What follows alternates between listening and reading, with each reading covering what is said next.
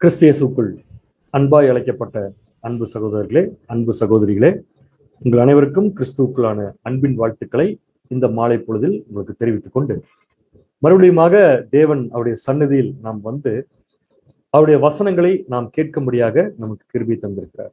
இந்த ஒரு நாளிலும் கூட நாம் கேட்கக்கூடிய சத்தியமானது நம்முடைய ஆவிக்குரிய ஜீவியத்திற்கு பிரயோஜனமாக இருக்கும் என்ற ஒரு விசுவாசத்தோடு தேவனுக்கும் கிறிஸ்துவுக்கும் நன்றியை தெரிவித்துக் கொண்டு நாம் இந்த பாடத்திற்குள் கடந்து செல்லலாம். சப்ஜெக்டுடைய தலைப்பு என்னன்னு சொல்லி பார்க்கும்போது ரொம்ப இன்ட்ரெஸ்டிங்கான ஒரு தலைப்பு தான். கிதியோனும் பாகாலின் பலிபீடமும் அப்படிங்கிற ஒரு தலைப்பு. கிதியோனும் பாகாலின் பலிபீடம் அப்படிங்கிற ஒரு தலைப்பு. ஏற்கனவே கிதியோனை பத்தி ஒரு சப்ஜெக்ட் நம்ம பேசிக்லேயே பார்த்துருக்கோம். அது வந்து அழைக்கப்பட்டவர்கள், தெரிந்து கொள்ளப்பட்டவர்கள், உண்மையுள்ளவர்கள் எப்படி பிரிக்கப்படுறாங்க, அந்த உண்மையுள்ளவர்களை வச்சு எப்படி கிதியோன் வந்து மீதியானியர்களை ஜெயிச்சாரு அப்படிங்கிறத பத்தி நம்ம வந்து அந்த சப்ஜெக்ட்ல பார்த்தோம். ஸோ நம்மளாம் பார்த்தீங்கன்னா அழைக்கப்பட்டவர்கள் அநேகர் அப்படிங்கிறதையும் தாண்டி தெரிந்து கொள்ளப்பட்ட நிலைமைக்கு வந்து, அதாவது ஒரு சிலர் அப்படிங்கிற நிலைமைக்கு வந்து மரண பரியந்தம் அந்த நிலைமையில் நம்ம நிலை கொண்டிருக்கும் போது உண்மையுள்ளவர்களா மாறுறோம். அப்படி உண்மையுள்ளவர்களா மாறினங்களை வச்சுதான் சாத்தானுக்கு எதிரான ஒரு மிகப்பெரிய யுத்தத்துல கிதியோன் என்கிற இயேசு கிறிஸ்து நம்மளை ஜெயிக்க வைக்க போறார் அப்படிங்கிறத பத்தி நம்ம படிச்சோம். இந்த சப்ஜெக்ட் அதே கிதியோனை பத்தின விஷயம் தான். ஆனா கிதியோன் செய்யக்கூடிய அந்த நூதன யுத்தத்திற்கு முன்னாடியே நடக்கக்கூடிய ஒரு சம்பவம். நம்ம பேசிக்ல பார்த்த கிதியோன் அந்த 300 பேரை வச்சு மீதியானியர்களை வீழ்த்தின அந்த சம்பவத்திற்கு முன்னாடி நடக்கக்கூடிய ஒரு விஷயத்தை பத்தி தான் நம்ம இப்ப படிக்க போறோம். கிதியோனும் பாகாலின் பலிபீடமும் அப்படிங்கிற ஒரு தலைப்பு. ஸோ இந்த தலைப்பு கேட்கும்போது அடுத்து ஞாபகம் வரக்கூடிய விஷயம், இது பழைய ஏற்பாட்டு காலத்தில் இஸ்ரேல் ஜனங்கள் வாழ்க்கையில் நடந்த ஒரு சரித்திரம். இஸ்ரேல் ஜனங்கள் வாழ்க்கையில எது நடந்தாலும் அது ஒரு எச்சரிப்பா தேவன் பைபிள் எழுதி வச்சிருப்பாரு. அந்த எச்சரிப்பு யாருக்குன்னு பார்த்தீங்கன்னா நமக்கு தான். அந்த அடிப்படையில இப்ப நம்ம பார்க்க போற இந்த சரித்திரமானது இஸ்ரேல் ஜனங்கள் வாழ்க்கையில எப்ப நடந்துச்சு அப்படின்னு பாத்தீங்கன்னா நியாயாதிபதிகளுடைய ஆட்சி காலம். அந்த நியாயாதிபதிகள் ஆட்சி காலத்துல இஸ்ரேல் ஜனங்கள் மோஸ்ட்லி என்ன பண்ணிட்டு இருந்தாங்கன்னு பாத்தீங்கன்னா, அதிகபட்சமா என்ன பண்ணிட்டு இருந்தாங்கன்னு பாத்தீங்கன்னா விக்கிரகாராதனை தான். அதாவது தேவனை விட்டுட்டு மற்ற கடவுள்களை சிலை செஞ்சு வணங்குற விஷயத்த அவங்க வந்து செஞ்சுட்டு இருந்தாங்க. தேவன் என்ன பண்ணுவார்னா ஒரு காலகட்டம் வரைக்கும் வெயிட் பண்ணுவார், ஒன்றும் பண்ண மாட்டார், விட்டுருவார். அதுக்கப்புறம் என்ன பண்ணுவார்னா அவங்கள வந்து ஒரு சோதனையை கொடுத்து அவங்க விக்கிரகாராதனை விட்டு வெளியே வருவாங்களான்னு பார்ப்பார். ஆனா ஒவ்வொரு தடவையும் இந்த ஜனங்கள் அந்த விக்கிரகாராதனை விட்டு வெளியே வருவதற்கு முயற்சி செய்வதற்காக தேவன் என்ன பண்ணுவார்னா யாராவது ஒரு எதிரி அனுப்பி இவங்களை சரி பண்ணுவார். அந்த எதிரி வந்து இவங்களை கஷ்டப்படுத்தும் போது இஸ்ரேல் ஜனங்கள் என்ன பண்ணுவாங்கன்னா தேவன்கிட்ட போய் தேவனை நாங்க செஞ்ச தப்புன்னு சொல்லி மன்னிப்பு கேட்பாங்க. அப்படி மன்னிப்பு கேட்கும்போது திருப்பி என்ன பண்ணுவார்னா தேவன் அவங்களை மன்னிச்சிருவார். இந்த விஷயம் இஸ்ரேல் ஜனங்கள் வாழ்க்கையில ஒரு தடவை தான் நடந்துச்சுன்னு பார்த்தா பல தடவை இந்த மாதிரி நடந்தது. அதனாலதான் வசனம் எப்படி ஆரம்பிக்குதுன்னு பாத்தீங்கன்னா, இதே மாதிரி விஷயத்த அவங்க செய்வாங்க. விக்கிரகாராதனைய தேவன் அவங்களை சரி பண்றதுக்கு ஒரு ப்ராசஸ் செய்வாரு. அந்த ப்ராசஸ் செய்யும் போது தாங்க முடியாம தேவன்கிட்ட போய் நிற்பாங்க. தேவன் அவங்களை காப்பாற்றுவார். இந்த விஷயம் பல தடவை இஸ்ரேல் ஜனங்கள் வாழ்க்கையில் நடந்தது. அதே மாதிரி இவங்க விக்கிரகாராதனை கொடிகட்டி பறந்து கொண்டிருக்கிற ஒரு சம்பவத்துலதான், ஒரு காலத்துலதான் இந்த ஒரு சப்ஜெக்ட் ஆரம்பிக்குது. வாசிக்கலாம் பாருங்க. நியாயாதிபதிகளின் புஸ்தகம் 6ஆம் அதிகாரம் 1ஆம் வசனம். நியாயாதிபதிகள் 6ஆம் அதிகாரம் 1ஆம் வசனம். பின்னும் இஸ்ரவேல் புத்திரர் கர்த்தரின் பார்வைக்கு பொல்லாப்பானதை செய்தார்கள். அப்பொழுது கர்த்தர் அவர்களை 7 வருஷம் மீதியானியரின் கையில் ஒப்பு கொடுத்தார். Very clear. வசனம் ரொம்ப ஈஸியா புரிஞ்சுக்கிற மாதிரி தான் இருக்கு. இஸ்ரேல் புத்திரர் கர்த்தரின் பார்வைக்கு பொல்லாப்பானதை செய்தார்கள். சோ அவங்க செஞ்ச பொல்லாப்பு என்னவா தான் இருக்குன்னு நமக்கு நல்லா தெரியும், விக்கிரகாராதனை. அந்த விக்கிரகாராதனை அவங்க செய்யும் போது அப்பொழுது கர்த்தர் அவர்களை 7 வருஷம் மீதியானியரின் கையில் ஒப்பு கொடுத்தார்னு சொல்லி போட்டு. அப்ப இது வந்து ஒரு தண்டனை மாதிரி நமக்கு தெரியல. மீதியானியர்கள் கையில இஸ்ரேல் ஜனங்கள் ஒப்பு கொடுக்கப்பட்டது அப்படிங்கிறது ஒரு தண்டனை மாதிரி தெரியல. ஏன்னா தண்டனைன்னு எப்படி இருக்குன்னு பாத்தீங்கன்னா ஒரு காலகட்டத்தை குறிப்பிட்டிருக்க மாட்டாங்க. ஆனா இந்த இடத்துல தேவன் பாத்தீங்கன்னா 7 வருஷம் தான் அவங்களுக்கு அந்த தண்டனை அப்படின்னு சொன்னார்னா என்ன அர்த்தம்? 7 வருஷத்துக்குள்ள இந்த ஜனங்கள் செய்கிற தப்புல இருந்து வெளியே வருவதற்கு தேவனே அவங்களுக்கு உணர்த்துவார். அந்த உணர்த்தப்படக்கூடிய விஷயத்தை தான் இப்ப தேவன் என்ன பண்றாருன்னா அவங்களுக்கு செய்யறாரு. அதனாலதான் வசனம் எப்படி ஆரம்பிக்குது, பின்னும் அப்படின்னு ஆரம்பிக்குது.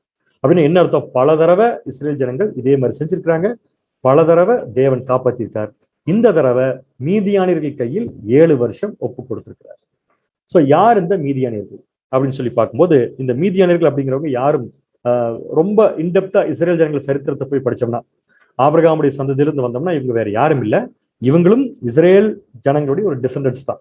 இஸ்ரேல் ஜனங்களுடைய சந்ததியில வந்து ஒரு குரூப் தான் மீதியானியர்கள் அப்படிங்கிறது. இவங்க ஆக்சுவலா பாத்தீங்கன்னா சில ஃபேமஸான பீப்புள் இஸ்ரேல் ஜனங்கள்ல பாத்தீங்கன்னா அவங்க மீதியானியர்கள் தான். உதாரணத்துக்கு பாத்தீங்கன்னா மோசேவுடைய மாமனார் எத்ரோ, அவரு பாத்தீங்கன்னா ஆக்சுவலா மீதியானியர்களுடைய ஒரு ஆசாரி. அதனால இஸ்ரேல் ஜனங்களுக்கும் இந்த மீதியானியர்களுக்கும் ஒரு க்ளோஸ் கனெக்ஷன் இருக்கு. இவங்க ரெண்டு பேருமே பாத்தீங்கன்னா ஒரு காலகட்டம் வரைக்கும் நண்பர்களா தான் இருந்தாங்க. மீதியானியர்களும் இஸ்ரேல் ஜனங்களும் நண்பர்களா தான் இருந்தாங்க. ஆனா கொஞ்ச காலம் ஆக ஆக இந்த மீதியானியர்களுடைய நடவடிக்கைகளும் தன்மையும் மாற ஆரம்பிக்குது. அவங்களுடைய நேச்சரே மாறுது. எப்படி நேச்சர் மாறுதுன்னா, அவங்க கூடாரவாசிகளாக என்ன பண்றாங்கன்னா மாறுறாங்க. நாடோடிகள் அப்படின்னு சொல்லுவாங்களே, அந்த மாதிரி ஒரு இடத்துல போய் கூடாரம் போட்டு குடியிருக்கிறது. அந்த இடத்துல வேலை முடிஞ்சுன்னா கூடாரத்தை பூரா கழட்டிட்டு அதை பேக் பண்ணி எடுத்துட்டு போய் இன்னொரு பக்கம் என்ன பண்ணுவாங்கன்னா அவங்க கூடாரம் போட்டுக்குவாங்க. இந்த மாதிரி ஒரு ஒரு ஒரு குரூப் இருக்காங்கன்னா அவங்க என்ன தொழில் செய்து கொண்டிருப்பாங்க அப்படிங்கிறத நீங்க கிரகிச்சு பார்க்கலாம். ஒரு கூடாரம் போடுறாங்க, திடீர்னு அந்த கூடாரத்தை கழட்டிட்டு வேற ஒரு பக்கம் போய் கூடாரம் போட்டுருவாங்க. அப்படின்னு என்ன தொழில் செஞ்சுட்டு இருக்கிறதுக்கு வாய்ப்பு இருக்குன்னு பாத்தீங்கன்னா, இந்த மீதியானியர்கள் கொஞ்ச நாள் வரைக்கும் நல்லா இருந்தவங்க கொஞ்ச காலத்துக்கு அப்புறமா இஸ்ரேல் ஜனங்களை விட்டு பிரிஞ்சுட்டு அவங்க என்ன தொழில் செய்ய ஆரம்பிக்கிறாங்க பாத்தீங்கன்னா, திருட்டு தொழில் செய்ய ஆரம்பிக்கிறாங்க. அப்ப திருட்டு தொழில் செய்யறதுனாலதான் என்ன பண்ணுவாங்கன்னா, இவங்க எந்த ஊர்ல போய் கொள்ளையடிக்க போறாங்களோ அந்த ஊருடைய எல்லையில இவங்க கூடாரம் போட்டு தங்கி இருப்பாங்க, யாருக்கு தெரியாம. திருடி முடிச்சுட்டு வந்த உடனே கிளம்பணும் இல்லையா, பிளான் போட்டு திருடிட்டு வந்த உடனே கிளம்புறதுக்காக என்ன பண்ணுவாங்கன்னா கூடாரம் போட்டிருப்பாங்க. அந்த கூடாரத்தை உடனடியாக பேக் பண்ணிட்டு கிளம்பி அடுத்த ஊருக்கு போய் திருப்பி என்ன பண்ண ஆரம்பிச்சிருவாங்கன்னு பாத்தீங்கன்னா திருட ஆரம்பிச்சிருவாங்க.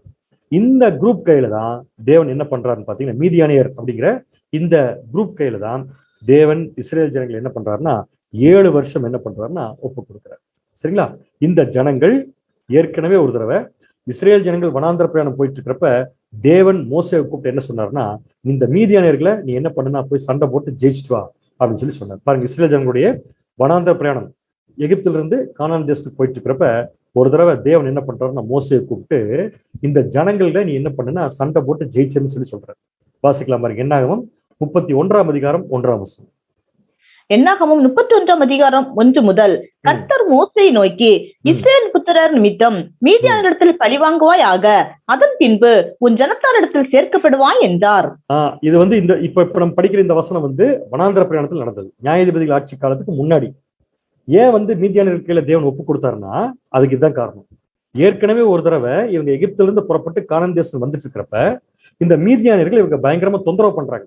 அப்படி பண்ணும்போது தேவன் என்ன பண்றாருன்னா மோசேவை கூப்பிட்டு நீ உன் குரூப்ல கூட்டிட்டு போய் உன் ஜனங்களை கூட்டிட்டு போய் இந்த மீதியானியர்களை என்ன பண்ணு ஜெயிச்சிரு, அதுக்கப்புறம் நீ வந்து உன் ஜனத்தோட சேர்த்துன்னு சொல்றப்ப மோசே என்ன பண்றாருன்னா ஒரு குரூப்பை கூட்டிட்டு போய் இந்த மீதியானியர் கூட சண்டை போடும்போது இஸ்ரேல் ஜனங்கள் மோசையோட என்ன பண்றாங்கன்னா ஜெயிச்சிடறாங்க. அப்படி ஜெயிச்சதுக்கு அப்புறமா இந்த ஜனங்கள் கிட்ட இருந்து கைப்பற்றின பொருட்களுடைய லிஸ்ட், அதாவது இந்த ஜனங்கள் கிட்ட இருந்து கைப்பற்ற பொருளுடைய லிஸ்ட் கொஞ்சம் வாட்ச் பார்க்கும்போது அது நிறைய இருக்கும். புரிஞ்சுக்கிறதுக்காக மட்டும் நான் உங்களுக்கு போடுறேன். மீதியானியர்கள் எவ்வளவு பெரிய பணக்காரங்களா இருந்திருப்பாங்க அப்படின்னு கண்டுபிடிக்கிறாங்க. அவங்க கிட்ட இருந்து மோசே கைப்பற்றின பொருட்கள் என்னாகமம் 31ஆம் அதிகாரம் 32 இருந்து அப்படியே வாசிக்கலாம். இப்போதைக்கு இந்த வசனம் மட்டும் நீங்க வாசிங்க. என்னாகமம் 31ஆம் அதிகாரம் 32 முதல். 6,75,000 ஆடுகளும் 72,000 மாடுகளும் 61,000 கழுதைகளும் மீதியா இருந்தது அப்படின்னு போட்டிருக்கு. அப்படின்னு என்ன அர்த்தம்? அவங்க கொள்ளையிட்ட பொருட்கள்ல மீதியானியர்கிட்ட இருந்து மீதியா இருந்ததை எடுத்து வந்துருக்காங்க. எவ்வளவு மீதியா இருந்துச்சாமா? 6,75,000 ஆடு. இன்னைக்கு நமக்கு தெரியும் ஒரு ஆட்டினுடைய வேல்யூ எவ்வளவு. 6,75,000 ஆடு, 72,000 மாடு, 61,000 கழுதைகளை மீதியா இருந்ததாமா. யாருகிட்ட? மீதியானியர்கிட்ட. அப்படின்னா ஒரிஜினலா அவங்களுடைய சொத்து எவ்வளவு இருந்திருக்குன்னு கொஞ்சம் யோசிச்சு பாருங்க. எதுக்காக நான் சொல்ல வரேன்னா, இவங்க செய்யற தொழில் திருட்டு தொழில், அதுல எக்கச்சக்கமான லாபம். அந்த லாபத்தினால என்ன பண்ணிட்டாங்கன்னு சொல்லி பாத்தீங்கன்னா அவங்க நிறைய சம்பாரிச்சு வச்சிருக்காங்க. ஆனா மோசே ஒரு தடவை வனாந்திர பிரயாணத்திலேயே இந்த ஜனங்களை என்ன பண்ணிட்டாரு? ஜெயிச்சிட்டார். இப்ப ஜெயிச்ச இந்த மோசே வனாந்திர பிரயாணம் போய் நியாயாதிபதிகள் ஆட்சி காலம் ஆரம்பிக்கிறப்ப கண்டிப்பா மீதியானியர்களுக்கு யார் மேல பயங்கர கோபம் இருக்குன்னா இஸ்ரேல் ஜனங்கள் மேல. ஏன்னா ஏற்கனவே ஒரு தடவை என்ன பண்ணிட்டாங்க, இவங்கள ஜெயிச்சு இருக்கிற பொருட்களை என்ன பண்ணிட்டாங்க? பிடுங்கிட்டு போயிட்டாங்க. ஸோ அப்படி பிடுங்கிட்டு போன அந்த ஒரு பொருட்களை அவங்க என்ன பண்றாங்கன்னா என்ன வச்சிருக்காங்கன்னு லிஸ்ட் போட்டதை மட்டும் இப்ப நம்ம பார்த்தோம். சரிங்களா? ஸோ இந்த மீதியானியர்கள் அப்படிங்கிற குரூப் இவ்வளவு பெரிய பணக்காரங்களா இருந்திருக்கிறாங்க. இந்த குரூப் கிட்ட தான் மோசே ஜெயிச்சிருக்காரு. இப்ப இந்த ஜனங்களுக்கு யார் எதிரின்னு பாத்தீங்கன்னா இஸ்ரேல் ஜனங்கள் தான் எதிரி. காரணம் என்னன்னா தோத்து போயிருக்காங்க. ஸோ எதிரியா இஸ்ரேல் ஜனங்கள் இருக்கிறாங்க. அதே சமயத்துல இப்ப நியாயாதிபதிகளுடைய ஆட்சி காலம் ஆரம்பிச்சிருச்சு.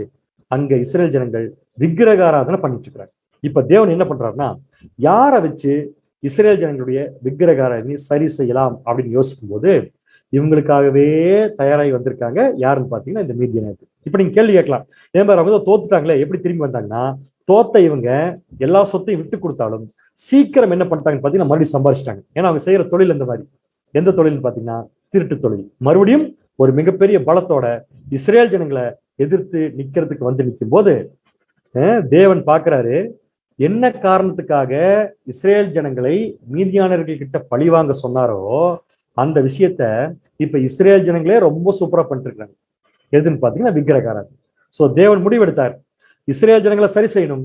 அதுக்கு ஏற்கனவே இஸ்ரேல் ஜனங்களுக்கு எதிரியா நிக்கிற இந்த மீதியானர்களை அவங்க கிட்ட ஒப்பு கொடுத்தா, மீதியானர்கள் கையில இஸ்ரேல் ஜனங்களை ஒப்பு கொடுத்துட்டா, மீதியானர்கள்ட்ட மாட்டி இவங்க விக்கிரகாரத்தை விட்டு வந்துருவாங்கன்னு தேவன் முடிவு பண்ணித்தான் 7 வருஷம் இந்த ஜனங்கள் கையில் ஒப்பு கொடுத்தார். எப்படின்னா நியாயாதிபதிகளுடைய ஆட்சி காலத்தில். சரிங்களா? அப்ப 7 வருஷம் இந்த மீதியானியர்கள் இஸ்ரேல் ஜனங்களை என்ன பண்ணிருப்பாங்க அப்படின்னா பயங்கரமா ஒடுக்குனாங்க. பயங்கரமா ஒடுக்குனாங்க. ஏன் அப்படின்னா மீதியானியர்களுக்கு நல்லாவே தெரியும், இஸ்ரேல் ஜனங்களை மறுபடியும் சண்டை போட்டெல்லாம் ஜெயிக்க முடியாது. பழிவாங்குங்கிற எண்ணம் இருக்கு. ஏன்னா ஏற்கனவே தோத்துட்டாங்க மீதியானியர்கள். அப்ப இப்ப மறுபடியும் வளர்ந்து வந்து நிற்கும் போது அவங்களுக்கு ஒரே எதிரி இஸ்ரேல் ஜனங்கள் தான். இஸ்ரேல் ஜனங்களை சண்டை போட்டு ஜெயிக்க முடியாது நல்லா தெரியும். அப்படின்னா எப்படி ஜெயிக்கிறது அப்படின்னு சொல்லி 7 வருஷம் மீதியானியர்கள் பிளான் பண்ணி இஸ்ரேல் ஜனங்களை அடிச்சாங்க.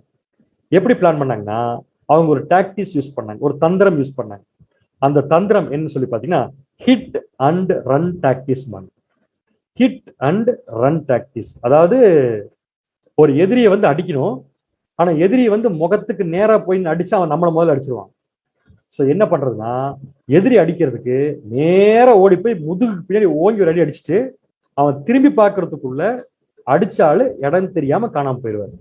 அதுக்கு பேர் தான் ஹிட் அண்ட் ரன் டாக்டிக்ஸ். இந்த டாக்டிக்ஸை, இந்த தந்திரத்தை யார் யூஸ் பண்ணாங்க அப்படின்னு சொல்லி பாத்தீங்கன்னா மீதியானியர்கள் யூஸ் பண்ணாங்க. யாருக்கு அகைன்ஸ்டான்னு சொல்லி பாத்தீங்கன்னா இஸ்ரேல் ஜனங்களுக்கு அகைன்ஸ்டா. எப்படி பண்ணாங்க, என்ன பண்ணாங்க அப்படின்னு பாத்தீங்கன்னா இஸ்ரேல் ஜனங்களை சண்டை போட்டு ஜெயிக்கல. அவங்க எப்படி ஜெயிச்சாங்கன்னு சொல்லி பாத்தீங்கன்னா இஸ்ரேல் ஜனங்களுடைய எல்லையில இந்த மீதியானியர்கள் போய் என்ன பண்ணாங்கன்னா மலைகளுக்கு மேல போய் என்ன பண்றாங்கன்னா கூடாரம் போட்டு தங்கிட்டாங்க. ஏன்னா கீழே கூடாரம் போட்டா எப்படியாவது இஸ்ரேல் ஜனங்களுக்கு அது தெரிஞ்சிடும் இவங்க கூடாரம் போட்டிருக்கிறது. அதனால என்ன பண்ணிட்டாங்கன்னா மலைக்கு மேல போய் கூடாரத்தை போட்டு தங்கிட்டாங்க. இந்த ஜனங்கள் இப்ப என்ன பண்ணணும்னா இஸ்ரேல் ஜனங்களை பழி வாங்கணும். எப்படி பழி வாங்குறது? மீதியானியர்களுக்கு தெரிஞ்ச ஒரே தொழில் திருட்டு தொழில் தான். ஸோ எப்படி பழி வாங்குறதுன்னா இஸ்ரேல் ஜனங்க கிட்ட திருடணும். எதை திருடணும்னா 6 மாசம் அவங்க கஷ்டப்பட்டு உழுது பயிர் செய்து அறுவடை பண்ணி வச்சிருக்கிற பயிர்களை அவங்களுக்கு தெரியாம எடுத்துட்டு போகணும். அவங்களுக்கு தெரியாம எடுத்துட்டு போகணும். அவங்களுக்கு தெரியாம எடுத்துட்டு போறது ஓகே, ஆனா மீதியானியர்களுக்கு தெரியணும்ல பயிர் அறுவடை பண்ணி தயாரா இருக்குன்ட்டு. அதுக்கு என்ன பண்றதுன்னா மலை மேல உட்கார்ந்து இருக்கிற இந்த மீதியானியர்கள் பார்த்துக்கிட்டே இருப்பாங்க வானத்தை. எதுக்குன்னு பாத்தீங்கன்னா அறுவடை நடந்து அது கட்டுக்களாக கட்டப்பட்டு அறுவடையிலிருந்து வரக்கூடிய அந்த கோதுமையை எடுத்து இஸ்ரேல் ஜனங்கள் அந்த கோதுமையை புடைக்கும் போது, அதாவது மேல தூக்கி புடைக்கும் போது என்ன பண்ணுவாங்கன்னு சொல்லி பாத்தீங்கன்னா அந்த பதர், கோதுமை மணிலாம் மேல போனது கீழே வந்துடும் திருப்பி புடைக்கும் போது.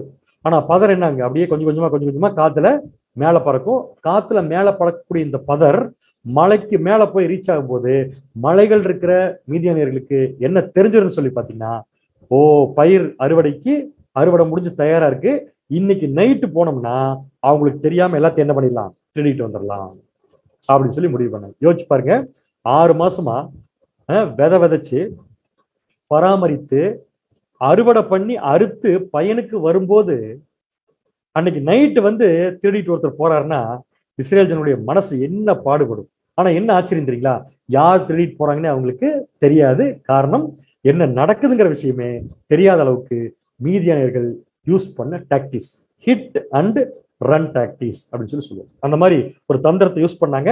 இஸ்ரேல் ஜனங்கள் வேதனைப்பட்டு செத்தாங்க. எப்படித்தான் பயிர் காணாம போகுதோ அப்படின்னு சொல்லி தெரியாம அவங்க என்னென்னமோ பண்ணி பார்த்தாங்க, தடுக்க முடியல. ஏன் இஸ்ரேல் ஜனங்களுக்கு இந்த மாதிரி ஒரு நிலைமை? நம்ம படிச்சிருக்கிறோம் பைபிள்ல, கானான் தேசம் அப்படிங்கிறது பாலும் தேனும் ஓடுகிற தேசம். அப்படிப்பட்ட தேசத்துல பாலும் தேனும் ஓடுற தேசத்துல பயிர் செஞ்ச பொருட்கள் பயிர் செய்து பலனுக்கு வரும்போது கையை கெட்டினது வாய் கெட்டாத மாதிரி எல்லாமே காணாம போகுது. இந்த நிலைமைக்கு என்ன காரணங்கிறத இஸ்ரேல் ஜனங்கள் உட்கார்ந்து ஆராய்ச்சி பண்ணாங்க. இப்ப நமக்கு தெரியும் ஏன் இந்த நிலைமை, அவங்க செஞ்ச விக்கிரக ஆராதனை. அதை சரி பண்றதுக்காக இப்ப தேவன் மீதியனர்களை அவங்க அனுப்பி அவர்கள் இவங்க பொருட்களை என்ன பண்றாங்கன்னா திருடிட்டு போய் இந்த ஜனங்களை யோசிக்க வைக்கிறாங்க. அப்படி யோசிக்கும் போது இஸ்ரேல் ஜனங்கள் புரிஞ்சுக்கிட்டாங்க, எதனால நமக்கு இந்த நிலைமை, பயிர் செய்து பலனுக்கு வரும்போது ஏன் இந்த நிலைமை அப்படிங்கிறத வாசிக்கலாம். லேவியராகமம் 26ஆம் அதிகாரம் 3ஆம் வசனம் மற்றும் 4ஆம் வசனம். லேவியராகமம் 26ஆம் அதிகாரம் 3 முதல், நீங்கள் என் கட்டளைகளின்படி நடந்து என் கற்பனைகளை கை கொண்டு அவைகளின்படி செய்தால் நான் ஏற்ற காலத்தில் உங்களுக்கு மழை பெய்ய பண்ணுவேன், பூமி தன் பலனையும் வெளியிலுள்ள மரங்கள் தங்கள் கனியையும் கொடுக்கும். தேவன் சொல்றார் இஸ்ரேல் ஜனங்களை பார்த்து, நீங்க மட்டும் நான் சொல்ற வார்த்தைகளுக்கு கீழ்ப்படிஞ்சு நடந்தீங்கன்னா, சிம்பிள், நான் சொல்ற வார்த்தைகளுக்கு கீழ்ப்படிஞ்சு நடந்தீங்கன்னா ஏற்ற காலத்தில் உங்களுக்கு நான் மழை பெய்ய பண்ணுவேன். மழை எதிர்பார்த்து காத்திருக்கிறது யாரு? விவசாயிகள். இஸ்ரேல் ஜனங்களுக்கு செஞ்சுட்டு இருந்த தொழில் விவசாயம் தான். அப்ப என்ன அர்த்தம்? உங்க தொழிலுக்கு எது ரொம்ப முக்கியமோ அதை நான் பார்த்துக்கிறேன். எப்படி பார்த்துக்கிறேன்னா, உங்களுக்கு மழை வேணுங்கிறப்ப மழை வர வைக்கிறேன். உங்க பயிருக்கு எப்ப மழை வரக்கூடாதோ அப்ப மழை வராம நான் பார்த்துக்கிறேன். ஏன்னா சில பயிர்கள் மழை வந்துச்சுன்னா சில சீசன்ல அது ஒண்ணுமில்லாம போயிடும். ஸோ மழை வேணுங்கிறப்ப மழையை கொடுப்பேன், மழை வேண்டாங்கிறப்ப வர மழையை தடுப்பேன். யாருக்காக? நான் உங்களுக்காக. எப்பன்னா என் வார்த்தைகளை நீங்க கீழ்ப்படிச்சு நடந்தா. அப்ப யோசிச்சு பாருங்க, இஸ்ரேல் ஜனங்களுக்கு என்ன பவர்ஃபுல்லான ஒரு விஷயத்த தேவன் கொடுத்திருக்காருன்னா, அவருக்கு மட்டும் கீழ்ப்படிஞ்சிருந்தா வானத்துல இருக்கக்கூடிய மழையை கூட அவங்களுக்காக மாத்துவேங்கிறார். அப்படி மாத்தினா என்ன நடக்கும்? பூமி தன் பலனையும் வெளியில் உள்ள மரங்கள் தங்கள் கனிகளையும் கொடுக்கும். நல்லா பயிர் செஞ்சு சாப்பிடுவீங்க, சரிங்களா? ஆனா அதே சமயத்துல எனக்கு கீழ்ப்படியாம நீங்க போயிட்டீங்கன்னா, கீழ்ப்படிஞ்சா வரக்கூடிய ஆசீர்வாதத்தை இப்ப படிச்சோம். இஸ்ரேல் ஜனங்கள் தேவனுக்கு கீழ்ப்படியாம போயிட்டாங்கன்னா என்ன நடக்கும் தெரியுங்களா? வாசிக்கலாம். லேவியராகமம் 26ஆம் அதிகாரம் 16ஆம் வசனம். லேவியராகமம் 26ஆம் அதிகாரம் 16ஆம் வசனம், நான் உங்களுக்கு செய்வது என்னவென்றால், கண்களை பூத்து போக பண்ணுகிறதற்கும் இருதயத்தை துயரப்படுத்துவதற்கும் திகிலையும் ஈழையும் காய்ச்சலையும் உங்களுக்கு வர பண்ணுவேன். திகில் வர பண்ணுவேன், ஈழையும் காய்ச்சலையும் உங்களுக்கு நான் வரப்பண்ணும். எப்ப? என் கற்பனைகளுக்கும் என் கட்டளைகளுக்கும் நீங்க கீழ்ப்படியாம போகணும். அடுத்து தொடர்ந்து வசனம். நீங்கள் விதைக்கும் விதை விருதாவா இருக்கும், உங்கள் சத்துருக்கள் அதன் பலனை தின்பார்கள். எக்ஸாக்டா நடந்துட்டு இருக்குது இப்ப. எப்ப இந்த சப்ஜெக்ட்ல எக்ஸாக்டா மீதியானியர்கள் வந்து என்ன பண்றாங்கன்னா, அந்த அவங்க பயிர் செஞ்ச பயிருடைய பலன்களை என்ன பண்றாங்கன்னா சாப்பிட்டு இருக்காங்க. புரியுதா உங்களுக்கு? அப்ப என்ன விஷயம்ங்கிறது இஸ்ரேல் ஜனங்கள் புரிஞ்சிருப்பாங்களா? புரிஞ்சிருக்க மாட்டாங்க. ஏன் நம்ம பயிரெல்லாம் காணாம போகுது? யாரோ சத்துரு வந்து நம்முடைய பயிர்களை தின்ட்டு போறாங்க. யார் போறாங்கன்றது அனலைஸ் பண்ணல. ஏன் போறாங்க அப்படிங்கிறது மட்டும் யோசிச்சு பார்த்தாங்க. அதுக்கு ஒரே ஒரு காரணம், நாம் தேவனுக்கு கீழ்ப்படியல. சோ தேவனுக்கு கீழ்ப்படியாத இஸ்ரேல் ஜனங்கள் 7 வருஷம் அவங்க விளைவித்த பயிர்கள் அவங்களுக்கு பலன் கொடுக்காதனால புரிஞ்சுக்கிட்டு நேரா யார்கிட்ட போனாங்கன்னா தேவன்கிட்ட போனாங்க. புரியுதா உங்களுக்கு இப்ப? சோ அவங்க செஞ்ச ஒரு முக்கியமான விக்கிரக ஆராதனை என்னன்னு சொல்லி பாத்தீங்கன்னா, அது அந்த சப்ஜெக்டுடைய தலைப்பில் நம்ம பார்த்தோம், பாகால் அப்படிங்கிறது சொல்லுவோம். இது வந்து ஒரு புறஜாதி தேசத்தில் உள்ள ஒரு ஆண் கடவுள். இந்த ஜனங்கள், இஸ்ரேல் ஜனங்கள் தேவனை விட்டுட்டு என்ன பண்ண ஆரம்பிச்சிருக்காங்கன்னு பாத்தீங்கன்னா, இந்த புறஜாதி கடவுள் மேல் அளவுக்கு அதிகமான நம்பிக்கையும் விசுவாசம் வச்சுட்டு இந்த கடவுளுக்கு ஒரு பலிபீடம் செஞ்சாங்க. இந்த கடவுளுக்கு எது பலிபீடம் அப்படின்னு சொல்லி பாத்தீங்கன்னா, அதுக்கு சிலையும் ஒண்ணுதான், பலிபீடம் ஒண்ணுதான். வழக்கமா பாத்தீங்கன்னா சிலை வேறையா இருக்கும், பலிபீடம் வேறையா இருக்கும். ஆனா இந்த பாகாலுக்கு மட்டும் சிலையும் பலிபீடமும் ஒண்ணுதான். பிரதர், இந்த பிக்சர்ல சிலை மட்டும்தான் இருக்கு, பலிபீடத்தை காணும்னா இந்த சிலையிலேயே பலிபீடம் இருக்கு. பலிபீடம் எதுன்னா அதோடைய கை. இந்த பாகாலுடைய கைகள் தான் பலிபீடம். பாகால் சிலை தான், உருவம் தான் அதோடைய சிலை. எப்படி பலி கொடுப்பாங்க அப்படின்னு பாத்தீங்கன்னா, இந்த பாகால் சிலைய பலி செலுத்துற அன்னைக்கு சாயந்தரம் என்ன பண்ணுவாங்கன்னா நல்லா ஹீட் பண்ணுவாங்க. நல்லா ஹீட் பண்ணுவாங்கன்னா பாருங்க, இந்த பிக்சர் நீங்க பார்க்கலாம். இந்த இடத்துல பாத்தீங்கன்னா இது வந்து ஹாலோ. இந்த சிலையினுடைய உட்பகுதி பூரா வெற்றிடம். அந்த சிலைக்கு கீழே ஒரு ஓப்பனிங் இருக்கும். அந்த ஓப்பனிங் வழியா என்ன பண்ணுவாங்கன்னு பாத்தீங்கன்னா, நல்லா நெருப்பு தணல போட்டுருவாங்க. நெருப்பு பத்த வச்சு அந்த நெருப்புடைய ஃபிளேம்ஸ் என்ன பண்ணுன்னு பாத்தீங்கன்னா, வெற்றிடமா இருக்கக்கூடிய இந்த பாகால் சிலைக்குள்ள பூரா ஸ்ப்ரெட் ஆகி போய் நிற்கும். தலையிலிருந்து கால் வரைக்கும் இந்த பாகால் சிலை கொஞ்ச நேரத்துல ஹீட் ஆகி என்ன சொல்லி பாத்தீங்கன்னா, ஒரு பழுப்பு நிறத்துல காஞ்சு போய் நிற்கும். அந்த மாதிரி சமயத்துல இஸ்ரேல் ஜனங்கள் இந்த சிலையிட்ட, இந்த பலிபீடத்துக்கிட்ட, இந்த பாகால் கிட்ட பலி செலுத்த வருவாங்க. எதை பலி செலுத்துவாங்கன்னு பாத்தீங்கன்னா, தங்கள் குழந்தைகளை. எப்படி பலி செலுத்துவாங்கன்னா, தங்கள் குழந்தைகளை இந்த பாகால் சிலை மேல தூக்கி போடுவாங்க. அப்படி தூக்கி போடும்போது அந்த பாகால் பாருங்க 2 கையை நீட்டி நிக்குது இல்லையா, அந்த கை தான் பலிபீடம். சோ தூக்கி வீசப்பட்ட அந்த குழந்தை பாகாலுடைய கையில பட்ட அந்த செகண்ட்ல பஸ்பமா சாம்பலாயிரும். இப்படித்தான் இஸ்ரேல் ஜனங்கள் செஞ்சுட்டு வந்திருக்காங்க. இப்ப நமக்கு கோவம் வரும், மீதியானவர்கள் கீழே 7 வருஷம் ஒப்பு கொடுத்தா பார்த்தா 70 வருஷம் இந்த ஜனங்களை ஒப்பு கொடுக்கும். தாங்க நல்லா இருக்கணுங்கிறதுக்காக தங்கள் குழந்தைகளை பலி கொடுத்த குரூப் இவங்க தான். வாசிக்கலாம் பாருங்க, எரேமியா 19ஆம் அதிகாரம் 5ஆம் வசனம். எரேமியா 19ஆம் அதிகாரம் 5ஆம் வசனம். தங்கள் பிள்ளைகளை பாகாலுக்கு தகன பலிகளாக தகனிக்கும்படி பாகாலின் மேடைகளை கட்டினபடினாலும் இப்படி வரப்படுவேன். மேடைகளை கட்டினபடினாலும் எதற்காக கேட்டா, தங்கள் பிள்ளைகளை பாகாலுக்கு தகன பலியாக தகனிக்கும்படி. எவ்வளவு அக்கிரமத்தை செஞ்சுட்டு இருந்திருக்காங்க பாருங்களேன். மேடைகளை கட்டி இப்படி வர பண்ணுவேன், இவைகளை நான் கற்பித்ததும் இல்லை. இந்த ஜனங்களுக்கு இந்த மாதிரி செய்யுங்கன்னு சொல்லி, எனக்கே செய்யுங்கன்னு சொல்லி கூட நான் என்ன பண்ணதில்லை, கற்பித்ததும் இல்லை, சொன்னதும் இல்லை, இவைகளின் இருதயத்தில் தோன்றினதும் இல்லை. புரியுது உங்களுக்கு? சோ இந்த கண்டிஷன்ல விக்கிரகாராதனை பண்ணிட்டு ஒருத்தரை திருத்தி கொண்டு வரதுக்கு தான் இப்ப தேவன் என்ன பண்றாருன்னா, 7 வருஷம் மீதியானவர்கள் கையில் அவர் என்ன பண்றாங்க, ஒப்பு கொடுத்தார். அவங்க வந்து திருடிட்டு போறாங்க, இவங்க பயிர்களை திருடிட்டு போகும்போது இஸ்ரேல் ஜனங்கள் திரும்பி வந்து தேவன் கிட்ட ஜெபம் பண்றாங்க. வாசிக்கலாம், நியாயாதிபதிகள் 6ஆம் அதிகாரம் 6ஆம் வசனம். நியாயாதிபதிகள் 6ஆம் அதிகாரம் 6ஆம் வசனம். இப்படி மீதியானியராலே இஸ்ரவேலர் மிகவும் சிறுமைப்பட்டார்கள். அப்பொழுது இஸ்ரவேல் புத்திரர் கர்த்தரை நோக்கி முறையிட்டார்கள். இவ்வளவு வேலை பண்ணாதான் வர வேண்டிய இடத்துக்கு நம்ம ஆளுங்க வராங்க. இப்ப தேவன்கிட்ட வந்து முறையிட்டாங்களாமா. என்ன முறையிட்டு இருப்பாங்க, தேவனே ஏன் எங்கள் பயிர்கள் காணாம போகுது, எங்க பயிர்களை சத்துருக்கள் ஏன் சாப்பிட்றாங்கன்னு எங்களுக்கு புரிஞ்சிருச்சு, நாங்க செய்யற விக்கிரகாரம் தான் காரணம் தெரிஞ்சிருச்சு. சோ நாங்க மனசார மன்னிப்பு கேட்டுக்கிறோம், தயவு செஞ்சு எங்களை அவங்க கிட்ட இருந்து காப்பாத்துங்க. யார்கிட்ட இருந்து? மீதியானவர்கள் கிட்ட இருந்து காப்பாத்துங்க. நாங்க விக்கிரகாரத்தை விட்டு என்ன பண்ணிடுறோம், வெளியே வந்துடுறோம். ஆனா என்ன ஒரு பயங்கரமான ஆச்சரியமான விஷயம் பாத்தீங்கன்னா, இந்த விக்கிரகாரத்தை விட்டு இந்த ஜனங்கள் வெளியே வர்றது அப்படிங்கிறது ரொம்ப கஷ்டமான காரியம். அதனால தேவன் என்ன பண்றாருன்னா, என்னைக்கு இந்த ஜனங்கள் தங்கள் தவற உணர்ந்து தேவன்கிட்ட வந்து ஜெபம் பண்ணாங்களோ அந்த செகண்டே தேவன் இந்த ஜனங்களுக்குள் இருந்தே இந்த ஜனங்களுக்காக ஒரு லீடரை செலக்ட் பண்றாரு. வழக்கமா தேவனுடைய ட்ரெண்ட் எப்பவுமே அப்படித்தான் இருக்கும். ஜனங்களை சரி பண்றதுக்கு ஜனங்களுக்குள்ள இருந்து ஒரு லீடர் என்ன பண்ணுவார்னு செலக்ட் பண்ணுவார். அப்படி செலக்ட் பண்ணப்பட்டவர் தான் பாத்தீங்கன்னா மோசே. அதே மாதிரி இப்ப இந்த பாகால் பலிபீடத்திலிருந்து இந்த ஜனங்களை மீட்டெடுப்பதற்காக தேவன் யாரை செலக்ட் பண்றாருன்னு பாத்தீங்கன்னா, அவர் தான் கிதியோன். ஸோ கிதியோனை பத்தி நம்ம நிறைய படிச்சிருக்கிறோம். அவருடைய தாழ்மை தான் அவருக்கு மிகப்பெரிய அட்வான்டேஜ். ஸோ இப்ப கிதியோன் என்ன பண்றார் அப்படின்னு சொல்லி பாத்தீங்கன்னா, வசனம் ரொம்ப கிளியரா இருக்கும். நியாயாதிபதிகள் 6ஆம் அதிகாரம் 11ஆம் வசனத்துல வாசிங்க அதை மட்டும். நியாயாதிபதிகள் 6ஆம் அதிகாரம் 11ஆம் வசனம். நியாயாதிபதிகள் 6ஆம் அதிகாரம் 11ஆம் வசனம். அதற்கு பின்பு கர்த்தருடைய தூதனானவர் வந்து அபியஸ்ரியனான யோவாசின் ஊராகிய ஓப்ராவில் இருக்கும் ஒரு கர்வாலி மரத்தின் கீழ் உட்கார்ந்தார்.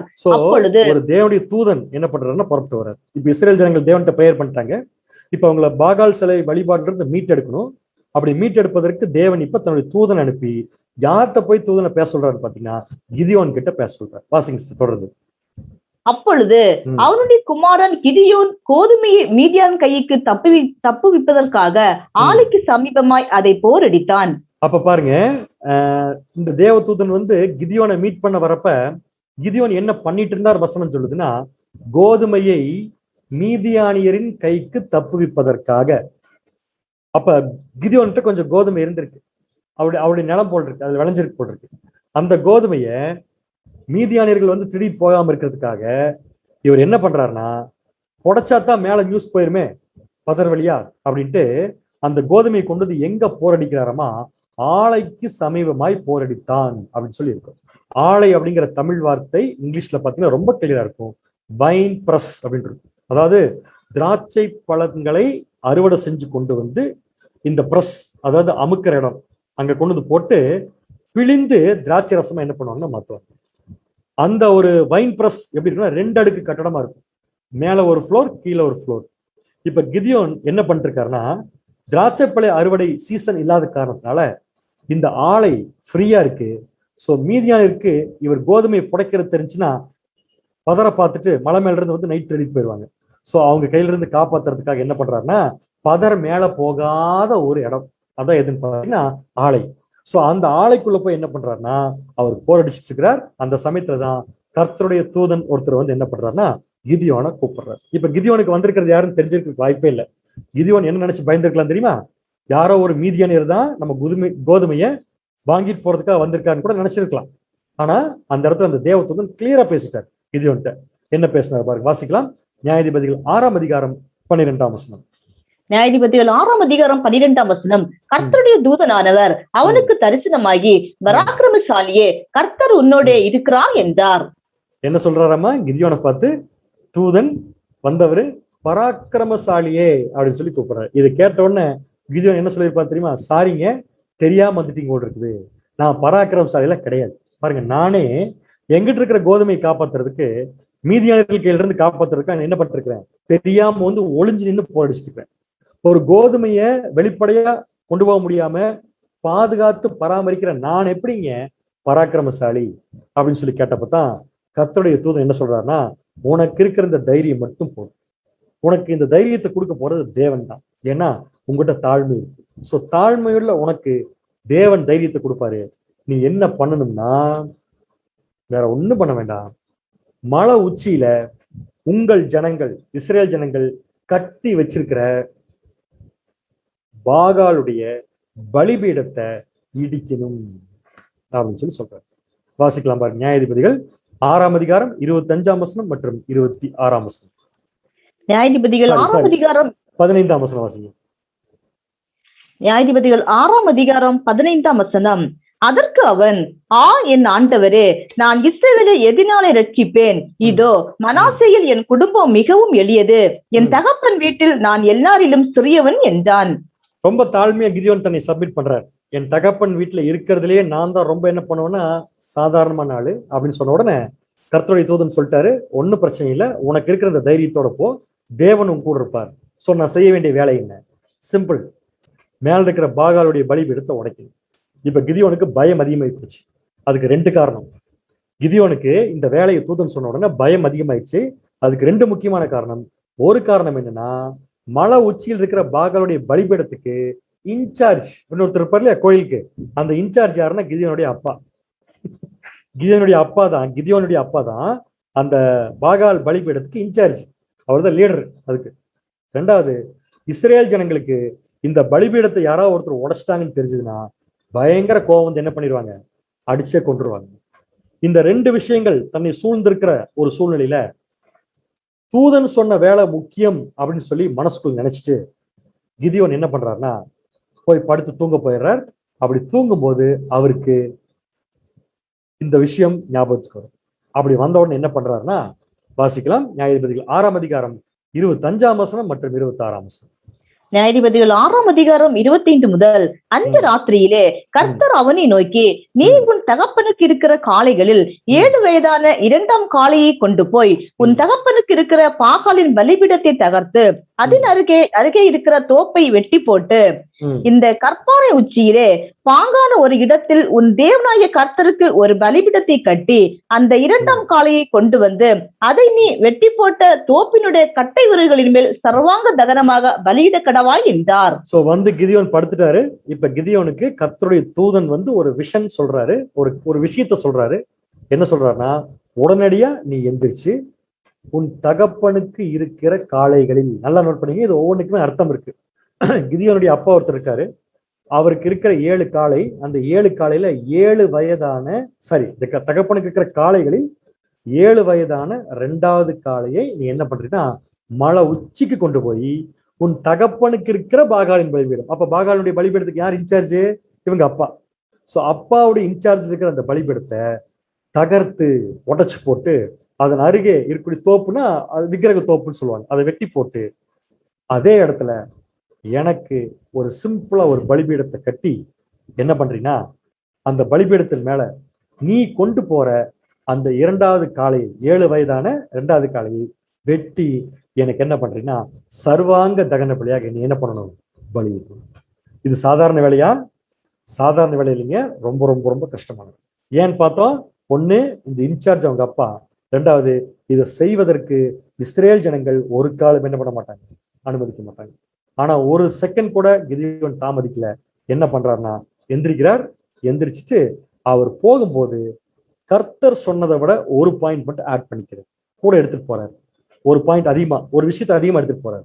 எதுன்னு பாத்தீங்கன்னா, இங்க கர்த்தர் சொன்னது 7 வயதான 2வது காளை நீ எடுத்துக்கோன்னு சொன்னார். கிதியோன் என்ன பண்றாருன்னா அந்த 7 வயதான 2வது காளையும் எடுத்துக்கிட்டாரு. கூடவே என்ன பண்ணான்னு சொல்லி பாத்தீங்கன்னா வாசிக்கலாம். நியாயாதிபதிகள் 6ஆம் அதிகாரம் 27ஆம் வசனம். நியாயாதிபதிகள் 6ஆம் அதிகாரம் 27ஆம் வசனம். அப்பொழுது கிதியோன் தன் வேலையாட்களில் 10 பேரை சேர்த்து கர்த்தர் தனக்கு சொன்னபடியே செய்தான். அவன் தன் தகப்பன் குடும்பத்தாருக்கும் அந்த ஊர் மனுஷருக்கும் பயப்பட்டபடியினாலே அதை பகலிலே செய்யாமல் இரவிலே செய்தான். அதை பகலிலே செய்யாமல் என்ன பண்றாருமா? இரவிலே செய்யறார். நீங்க நல்லா கவனிச்சீங்கன்னா தெரியும். இந்த இடத்துல கிதியோன் என்ன பண்ணிருக்காருன்னா 7 வயதான 2வது காளையும் கூப்பிட்டாரு. கூடவே யாரை கூட்டிட்டு போறாருன்னு பாத்தீங்கன்னா தகப்பனுக்கு இருக்கிற ஊழியக்காரர்கள் 10 ஊழியக்காரரை கூட கூப்பிட்டுக்கிறார். சோ பாகாலுடைய பலிபீடத்தை உடைப்பதற்கு ஒரு டீம் போகுது. அந்த டீமுடைய கேப்டன் யாருன்னு பாத்தீங்கன்னா கிதியோன். அந்த டீம்ல கேப்டன் கீழே வேலை செய்ய போறது யாருன்னு சொல்லி பாத்தீங்கன்னா 10 ஊழியக்காரர். அவங்களுக்கு சப்போர்ட் பண்ண போறது எதுன்னு சொல்லி பாத்தீங்கன்னா 7 வயதான 2வது காளை. சோ இப்படி வச்சுக்கலாமா? கிதியோன் பிளஸ் அவர் கூட போன 10 ஊழியக்காரர்கள், தகப்பனுக்கு இருக்கிற ஊழியக்காரர்ல 10 ஊழியக்காரர்கள். அடுத்தது 7 வயதான 2வது காளையோட அவர் போறாரு. சோ இப்ப நமக்கு என்ன கேள்வி வரணும்னா, பாகால் சிலையை உடைக்கத்தானே போறாங்க, அதுக்கு எதுக்கு பிரதர் காளை? அதுக்கு எதுக்கு பிரதர் காளை? அதுக்கு எதுக்கு பிரதர் ஊழியக்காரர்? சோ நம்ம என்ன நினைப்போம், சிலையை உடைச்சு போடுறதுக்கு ஊழியக்காரர் அப்படின்னு நம்ம நினைச்சிருக்கலாம். இல்ல, ஆக்சுவலி எப்படி நடந்திருக்குன்னா அது ஒரு பெரிய சிலை. சோ அந்த பெரிய சிலையை உடைக்கிறதுக்கு இவங்க போய் உட்கார்ந்து அன்னைக்கு நைட்டே வேற கிளம்பிட்டாரு. ஏன் நைட்ல போறாருன்னு பாத்தீங்கன்னா பகல்ல போனாலும் இஸ்ரேல் ஜனங்களுக்கு தெரிஞ்சிடும், இரவுல போய் செஞ்சாலும் காலையில் தெரிஞ்சிடும். ஆனா ஏன் நைட்டே கிளம்பி போறாரு கிதியோன்னு சொல்லி பாத்தீங்கன்னா, பகல்ல செஞ்சா இந்த வேலை செய்ய விடாம தடுப்பாங்க, வந்து நைட்ல செஞ்சா டிஸ்டர்பன்ஸ் இருக்காது. அதனால நைட்ல போறாரு. போறப்ப எதுக்காக 7 வயதான 2வது காளைனா, இவர் எப்படி இந்த பாகருடைய சிலையை உடைச்சிருக்கணும், மணிக்கணக்கா போராடியில உடைச்சிருக்கிறதுக்கு வாய்ப்பு இல்லை. சிம்பிளா எப்படி உடைச்சிருக்கணும்னா, இந்த காளையினுடைய கழுத்துல ஒரு கயிறை கட்டி அந்த கயிறுடைய இன்னொரு பாகத்தை என்ன பண்ணிருப்பாருன்னா அந்த பாகால் சிலையுடைய பலிபீடத்துல போய் என்ன பண்ணிருப்பாரு, கட்டியிருப்பார். கட்டிட்டு இந்த காளையை வச்சு அதை இழுக்க வைக்கும் போது ஆட்டோமேட்டிக்கா அந்த காளை என்ன பண்ணிருன்னு சொல்லி பாத்தீங்கன்னா பாகால் சிலையை கீழே தள்ளிரும். கீழே தன்ன பாகால் சிலையை உடைப்பதற்கு அந்த 10 பேரு. அது மட்டும் இல்ல, ஒரு காளைய மலைக்கு மேல, ஏன்னா பாகால் சிலை மலைக்கு மேலதான் இருக்குது, மலைக்கு மேல ஏத்துவதுங்கிறது சாதாரண விஷயம் இல்ல. சோ இந்த காளையை மலைக்கு மேல ஏத்துவதற்கு எத்தனை பேர் பாத்தீங்கன்னா இந்த 10 ஊழியக்காரர் மேல போறாங்க. காளை பாகால் சிலையை உடைக்குது. உடைச்ச பாகால் சிலைய கீழே விழுந்ததுக்கு அப்புறமா சுக்குநூறா என்ன பண்றாங்கன்னா இந்த டீம், இந்த 10 ஊழியக்காரர் உடைச்சிட்டு என்ன பண்றாங்கன்னா கிதியோன் கூட வேலை செய்யறாங்க. ஸோ கிதியோன் தேவன் சொன்ன மாதிரி என்ன பண்றாருன்னா அதே இடத்துல பாகால் சிலை இருந்த அதே இடத்துல ஒரு பலிபீடத்தை சிம்பிளா கட்டி என்ன பண்றாருன்னா அந்த 7 வயதான 2வது காளை என்ன பண்றாரு, பலி கொடுத்துட்டு சத்தம் போடவே நைட்டே வேலை முடிச்சது, இன்னும் விடியல. நேரா வந்து என்ன பண்ணிட்டாங்கன்னா வீட்டுல வந்து படுத்துட்டாங்க. இப்ப அதிகாலையில யாரோ ஒருத்தர் எந்திரிச்சிருப்பாங்க. எந்திரிச்சவங்களுக்கு மலை உச்சியில ஒரு பலி வெந்துட்டு இருக்கிற அந்த ஒரு நிழல் அல்லது அந்த ஒரு வெளிச்சம் என்ன இருக்கும் தெரிஞ்சிருக்கும். தெரிஞ்ச உடனே அந்த பர்சன் என்ன பண்ணிருப்பாரு, ஓடி போய் மலை மேல பார்த்திருப்பாரு. என்னன்னு பார்த்தா ஆச்சரிய விதமா அங்க பாகால் சிலைய காணோம். பாகால் சிலைய காணோம். சோ பாகால் சிலை காணன உடனே முடிவு பண்ணிருப்பாங்க, யாரோ ஒருத்தர் நைட்டு நமக்கு தெரியாம என்ன பண்ணிட்டாங்க, உடைச்சிட்டாங்க. யார் உடைச்சிருப்பா அப்படின்னு சொல்லி கண்டுபிடிக்கிறதுக்கு முன்னாடி அந்த பர்சன் ஓடி வந்து என்ன பண்ணிருப்பாரு, ஊர்ல இருக்கிற எல்லாத்துக்கும் சொல்லியிருப்பாரு. இஸ்ரேல் ஜனங்களுக்கு கடும் கோபத்தோட என்ன பண்ணிருப்பாங்கன்னா யார் இந்த வேலையை செஞ்சிருப்பான்னு சொல்லி அவங்க தேடி இருப்பாங்க. தேடி கரெக்டா கண்டுபிடிச்சிட்டாங்க, இதை செஞ்சது கிதியோன் தான். எப்படி கண்டுபிடிச்சிருப்பாங்க, எப்படி கண்டுபிடிச்சிருப்பாங்க? அதுக்கு ஒரு சில க்ளூ இருக்கு. எப்படி இஸ்ரேல் ஜனங்கள் இதை கிதியோன் தான் செஞ்சிருப்பார், பாகால் சிலையை உடைச்சதும் ஒரு பலிபீடத்தை இவரே கட்டி ஒரு பலி செலுத்தினதும் கிதியோன் தாங்கிறத எப்படி கண்டுபிடிச்சிருப்பாங்கன்னு சொல்லி கேட்டீங்கன்னா வேற ஒண்ணும் இல்ல, அந்த ஊர்ல பாகால் சிலையை இதுவரைக்கும் வணங்காம இருந்த ஒரே ஒரு ஆள் கிதியோனா தான் இருந்திருக்கும். ஸோ அந்த டவுட் கிதியோன் மேல வந்திருக்கும் இல்லையா? அடுத்தது அங்க வெந்து கொண்டிருக்கிற காளை ஒன்று இருக்கு இல்லையா, அதனால என்ன பண்ணிருப்பாங்க, யார் வீட்டுல காளையை காணும் தேடி இருப்பாங்க. அப்படி போறப்ப என்ன நடந்திருக்கலாம், கிதியோன் வீட்டுல காளையும் காணோம், கிதியோன் தான் அப்ப கண்டிப்பா என்ன பண்ணிருக்கணும், இதை செஞ்சிருக்கணும்ட்டு கடும் கோபத்தோட எல்லா இஸ்ரேல் ஜனங்களும் கிதியோனுடைய வீட்டு முன்னாடி வந்து நிக்கிறாங்க. நின்று கதவை தட்டுறாங்க. இப்ப கதவை தட்டும் போது யார் வெளியே வரான்னா கிதியோனுடைய அப்பா. கிதியோன் வரல, கிதியோனுடைய அப்பா வெளியே வர்றாரு. ஸோ யோவாஸ் அவர் பேர். கிதியோனுடைய அப்பா வந்து நிக்கிறாரு. இஸ்ரேல் ஜனங்கள் எல்லாம் பயங்கரமா கத்துறாங்க. என்ன ஆச்சரியம் தெரியுமா, இந்த பாகால் சிலைக்கு இன்சார்ஜா இருந்த போவாஸ் இஸ்ரேல் ஜனங்கள் கோபமா வந்து தன் வீட்டு முன்னாடி கத்தும் போது அவர் கேட்ட ஒரு கேள்வியில அத்தனை பேரும் சரண்டர் ஆயிட்டாங்க. அப்படின்னா கிதியோன் நைட்டு பாகால் சிலையை உடைச்சிட்டு வந்து இவங்க அப்பாட்ட பேசியிருக்கணும். யோவாஸ்ட என்ன பேசியிருக்கோம்னா, இந்த சிலையை பத்தி பேசியிருக்கோம். அவர் கன்வின்ஸ் ஆயிருக்கணும். அதனாலதான் அவர் தேவனுக்கு சார்பா இப்ப பேச போறாரு. யார்கிட்டன்னு சொல்லி பாத்தீங்கன்னா இஸ்ரேல் ஜனங்கிட்ட. ஸோ இஸ்ரேல் ஜனங்களை வந்து கதவை தட்டி யோவாசை கூப்பிட்டு, உன் பையன் நம்ம காலங்காலமா கும்பிட்டு வர பாகால் சிலையை உடைச்சிட்டான். கடவுள் சிலையை உடைச்சவனை நாங்கள் சும்மா விட மாட்டோம், வெளியே அனுப்பு, அவங்களை அடிச்சே கொள்றோம் அப்படின்னு சொல்றப்ப யோவாஸ் எப்படி ஃபீல் பண்ணியிருப்பாருன்னா, கொஞ்சம் வெயிட் பண்ணுங்க, என் பையன் நான் அனுப்புறேன், பட் அதுக்கு முன்னாடி நான் கேட்கிற ஒரு கேள்விக்கு நீங்க பதில் சொல்லுங்க அப்படின்னு இஸ்ரேல் ஜனங்களை பார்த்து யோவாஸ் கேட்டது இஸ்ரேல் ஜனங்களுக்கு பயங்கர ஆச்சரியம். என்ன கேள்வி கேட்டார் வாசிக்கலாம், அதுக்கப்புறம் கருத்தை பார்க்கலாம். நியாயாதிபதிகள் 6ஆம் அதிகாரம் 31ஆம் வசனம். நியாயாதிபதிகள் 6ஆம் அதிகாரம் 31. ஹலோ,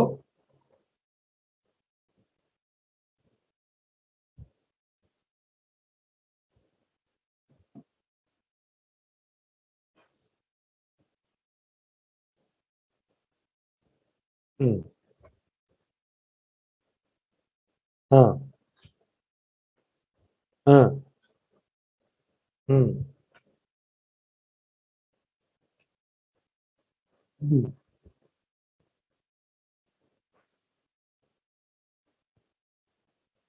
இந்த வசனத்தை இப்படி தமிழ்ல படிக்கும்போது உண்மையாலுமே யோவாஸ் என்ன ஒரு கொஸ்டின் கேட்டிருப்பாருங்க நம்மளால இமேஜின் பண்ண முடியும். ஆனா வெளிப்படையா வசனத்தின்படி வாசிக்கிறப்ப ரொம்ப உரைநடையா இருக்கு. நான் உங்களுக்கு சொல்றேன் பாருங்க, வெளியே வந்து தன் பையனை கொல்லணும்னு துடிச்சிட்டு இருக்கிற இஸ்ரேல் ஜனங்களுக்கு முன்னாடி அந்த பாகால் சிலைக்கு இன்சார்ஜா இருந்த யோவாஸ் கேட்கிறாரு, எதுக்குப்பா வந்து நின்று இருக்கிறீங்க? அவங்க சொல்லியிருப்பாங்க, உன் பையனை வெளியே அனுப்ப அவனை கொல்லணும், பாகால் சிலையை உடைச்சிட்டான். ஒரு நிமிஷம் இருங்க, நான் கேட்கறதுக்கு பதில் சொல்லுங்க. பாகால் சிலை என் பையன் உடைச்சிட்டானா? ஆமா உடைச்சிட்டான். அப்படியா? உடஞ்சு போச்சா? ஆமா உடஞ்சு போச்சு. ஓ அப்படின்னா நீங்க பதில் சொல்லுங்க. யோவாஸ் கேட்டிருப்பார் இஸ்ரேல் ஜனங்களை பார்த்து, நீங்க பதில் சொல்லுங்க, என் பையன் போய் நைட் டைம்ல, அவன் ஒரு சாதாரண ஆளுங்களுக்குலாம் தெரியும், பயந்தாங்கோலி அவன், என் பையன், அவன் போய் நைட்ல அந்த சிலையை உடைக்கிற வரைக்கும், உடைச்சு ஒண்ணுமில்லாம சுக்குனரை உடைக்கிற வரைக்கும் உங்க பாகால் என்ன பண்ணிட்டு இருந்துச்சுன்னு கேட்குறேன்.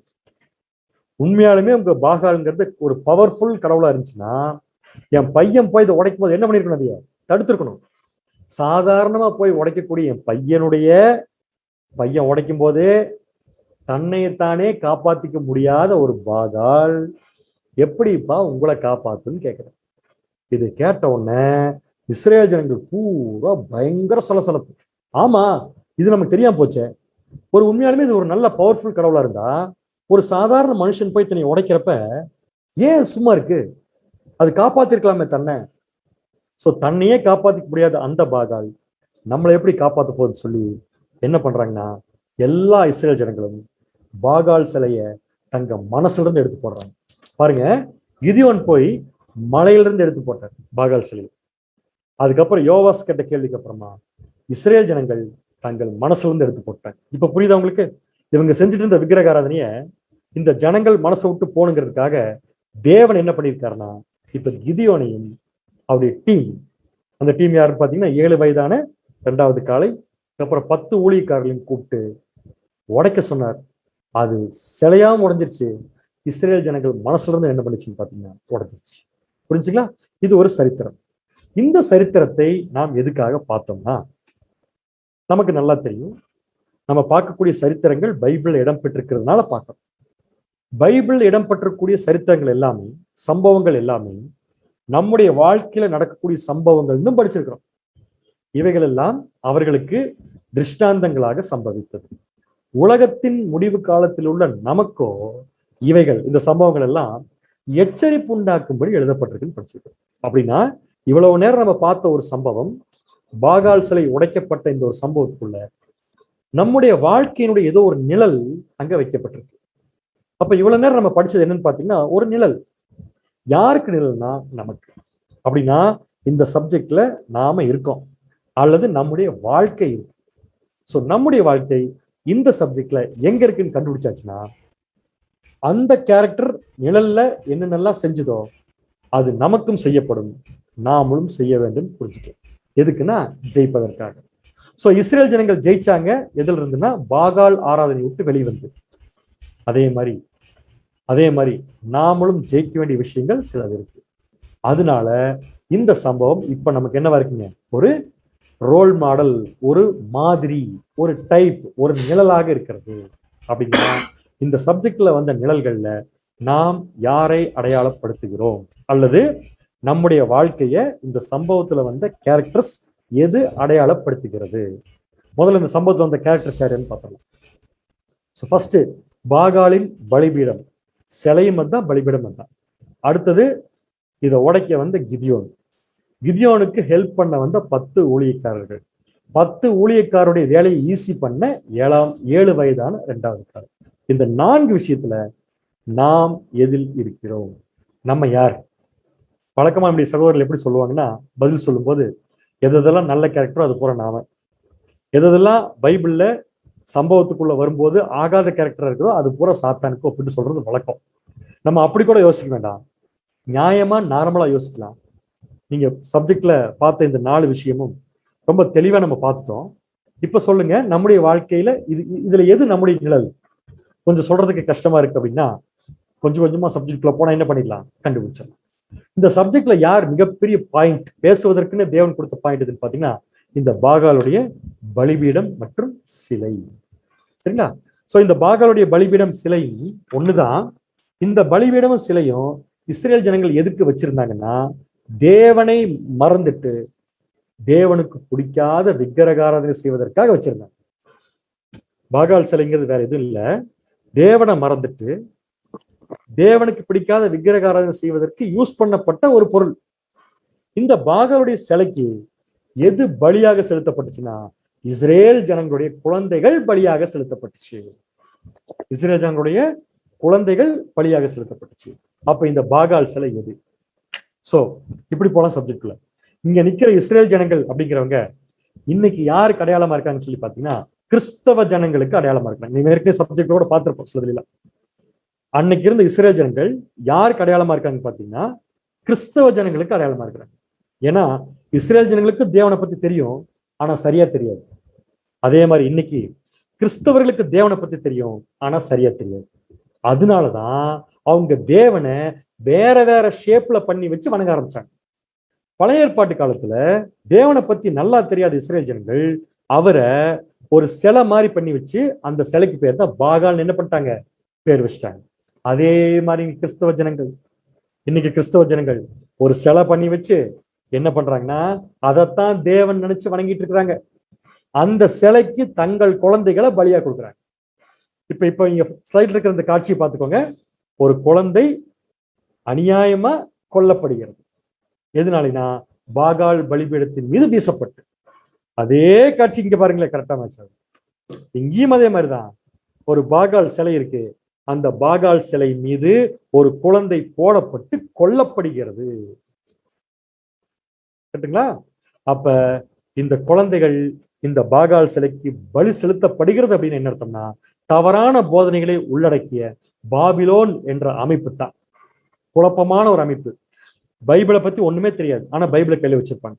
அப்படிப்பட்ட இந்த பாபிலோன் அப்படிங்கிற அமைப்புக்கு இன்னைக்கு கிறிஸ்தவ ஜனங்கள் என்ன பண்ணிட்டு இருக்காங்கன்னு பாத்தீங்கன்னா, தங்கள் குழந்தைகளை பிறந்த உடனே கொண்டு போய் என்ன பண்ணிடுறாங்க, பலி கொடுத்துட்றாங்க. எதுக்காக? தாங்க நல்லா இருக்கணுங்கிறதுக்காக. இந்த இன்டென்ஷனும் தப்பு, பலி கொடுக்கிற இடமும் தப்பு, பலியை வாங்குற பலிபீடமும் தப்பு. அப்ப இந்த சப்ஜெக்ட்ல பாகாலின் பலிபீடம் அப்படிங்கிறது எதனுடைய பொருளா இருக்கு, எதனுடைய பொருளா இருக்குன்னு சொல்லி பாத்தீங்கன்னா, இன்னைக்கு இருக்கக்கூடிய மகா பாபிலோன் என்ற அமைப்பும் அதனுடைய போதனைகளுக்கும் தங்கள் குழந்தைகளை இன்னைக்கு என்ன பண்றாங்க கிறிஸ்தவர்கள், பலியா கொடுக்கும். நான் சொல்றது உங்களுக்கு புரியுதா? பலியா கொடுக்கறதுன்னுட்டு குழந்தைகளுடைய வாழ்க்கையை அது கொண்டே கொடுத்துறாங்க. அந்த குழந்தைகள் அதிலேயே வாழ்ந்து என்ன பண்ணிருது, செத்துப்போய். ஒரு காலகட்டம் வரைக்கும் தேவன் இதை அனுமதிச்சார். ஆனா ஒரு காலகட்டம் தாண்டி இவங்க பாவம் உச்ச கட்டத்துக்கு போகும்போது, யாருடைய பாவம்? இஸ்ரேல் ஜனங்களுடைய பாவம் உச்ச கட்டத்துக்கு போகும்போது தேவன் என்ன பண்ணிட்டாருன்னு பாத்தீங்கன்னா, ஒரு லீடர் அனுப்பி அவர்களை அதுல இருந்து காப்பாத்தணும். ஒரு லீடர் அனுப்பி அவர்களை அதுல இருந்து என்ன பண்ணாருங்க, காப்பாத்தணும். அதே மாதிரி அந்த லீடர் யாருன்னு சொல்லி பார்க்கும்போது, பழைய ஏற்பாட்டுல அனுப்பப்பட்ட ஒரு லீடர் யாருன்னு பாத்தீங்கன்னா கிதியோன். சரிங்களா? சோ இப்ப கிதியோன் யாருக்கு முன்னடையாளம் அப்படின்னா, இங்க கிறிஸ்தவ மண்டலத்துல அக்கிரமம் உச்சகட்டத்தை எட்டும் போது தேவன் என்ன பண்றாருன்னா, அந்த ஜனங்கள் மத்தியிலிருந்து தன் பிள்ளைகளை காப்பாற்றும்படியாக பாபிலோன் என்ற அமைப்பினுடைய எண்ணங்கள், பலிபீடம் கிறிஸ்தவர்கள் மனசுல வெளியெடுப்பதற்காக ஒரு லீடர் அனுப்பினாரு. அந்த லீடர் யாருன்னு பாத்தீங்கன்னா நம்முடைய ஆண்டவராகிய இயேசு கிறிஸ்து. புரியுதுங்களா? சோ அங்க பாகால் பலிபீடம் சிலைங்கிறது பாபிலோன் என்ற அமைப்பும் அதனுடைய போதனைகளும். அதை உடைக்க வந்த கிதியோன் யாருக்கு அடையாளமா இருக்காருன்னு பாத்தீங்கன்னா நம்முடைய ஆண்டவராக இயேசு கிறிஸ்து. கிதியோன் வந்ததுக்கு அப்புறம் தான் அங்க ஒரு விடிவு காலம் பிறந்துச்சு. அதே மாதிரி இயேசு கிறிஸ்து வந்ததுக்கு அப்புறம் தான் இங்க நமக்கும் ஒரு விடிவு காலம் பிறக்குது. வாசிக்கலாம். மத்தேயு 4:15. மத்தேயு 4:15. இருளில் இருக்கும் ஜனங்கள் பெரிய வெளிச்சத்தை கண்டார்கள். பெரிய வெளிச்சத்தை கண்டார்கள். எங்க இருந்த ஜனங்கள்? இருட்டுக்குள்ள. அப்ப என்ன இருட்டு? தங்கள் குழந்தைகளை நல்லது பண்றேன்னு சொல்லிட்டு ஒரு கெட்டதுக்கு கொடுத்துட்டு இருந்தாங்க நிழல்ல.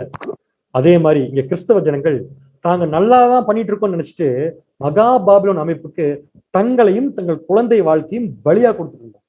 எது வரைக்கும்னா இயேசு கிறிஸ்து கிதியோன் வர வரைக்கும் அங்க, இயேசு கிறிஸ்து வர வரைக்கும் இங்க. இப்ப இயேசு கிறிஸ்து 2ஆம் வருகையில வந்தாச்சு. வந்து ஒரு வெளிச்சத்தை கொடுத்திருக்காரு. என்ன வெளிச்சம்? என் ஜனங்களே, நீங்க போற இடம் தப்பு, அவளை விட்டு நீங்க என்ன பண்ணுங்க, வெளியே வாங்க. அப்ப அவர் வந்ததுக்கு அப்புறம் தான் நமக்கு என்ன கிடைச்சிருக்குன்னா வெளிச்சம் கிடைச்சிருக்கு. வாசிக்கலாம் பாருங்க. இருளில் இருக்கும் ஜனங்கள் பெரிய வெளிச்சத்தை கண்டார்கள். அடுத்ததுங்க, மரண இருளின் திசையில் இருக்கிறவர்களுக்கு வெளிச்சம் உதித்தது என்று. மரண இருளுக்குள்ள இருக்கிற திசையில் இருக்கிற ஜனங்களுக்கு என்ன உதித்ததுன்னா வெளிச்சம் உதித்தது. சோ வெளிச்சம்னாலே சூரியன் தான்.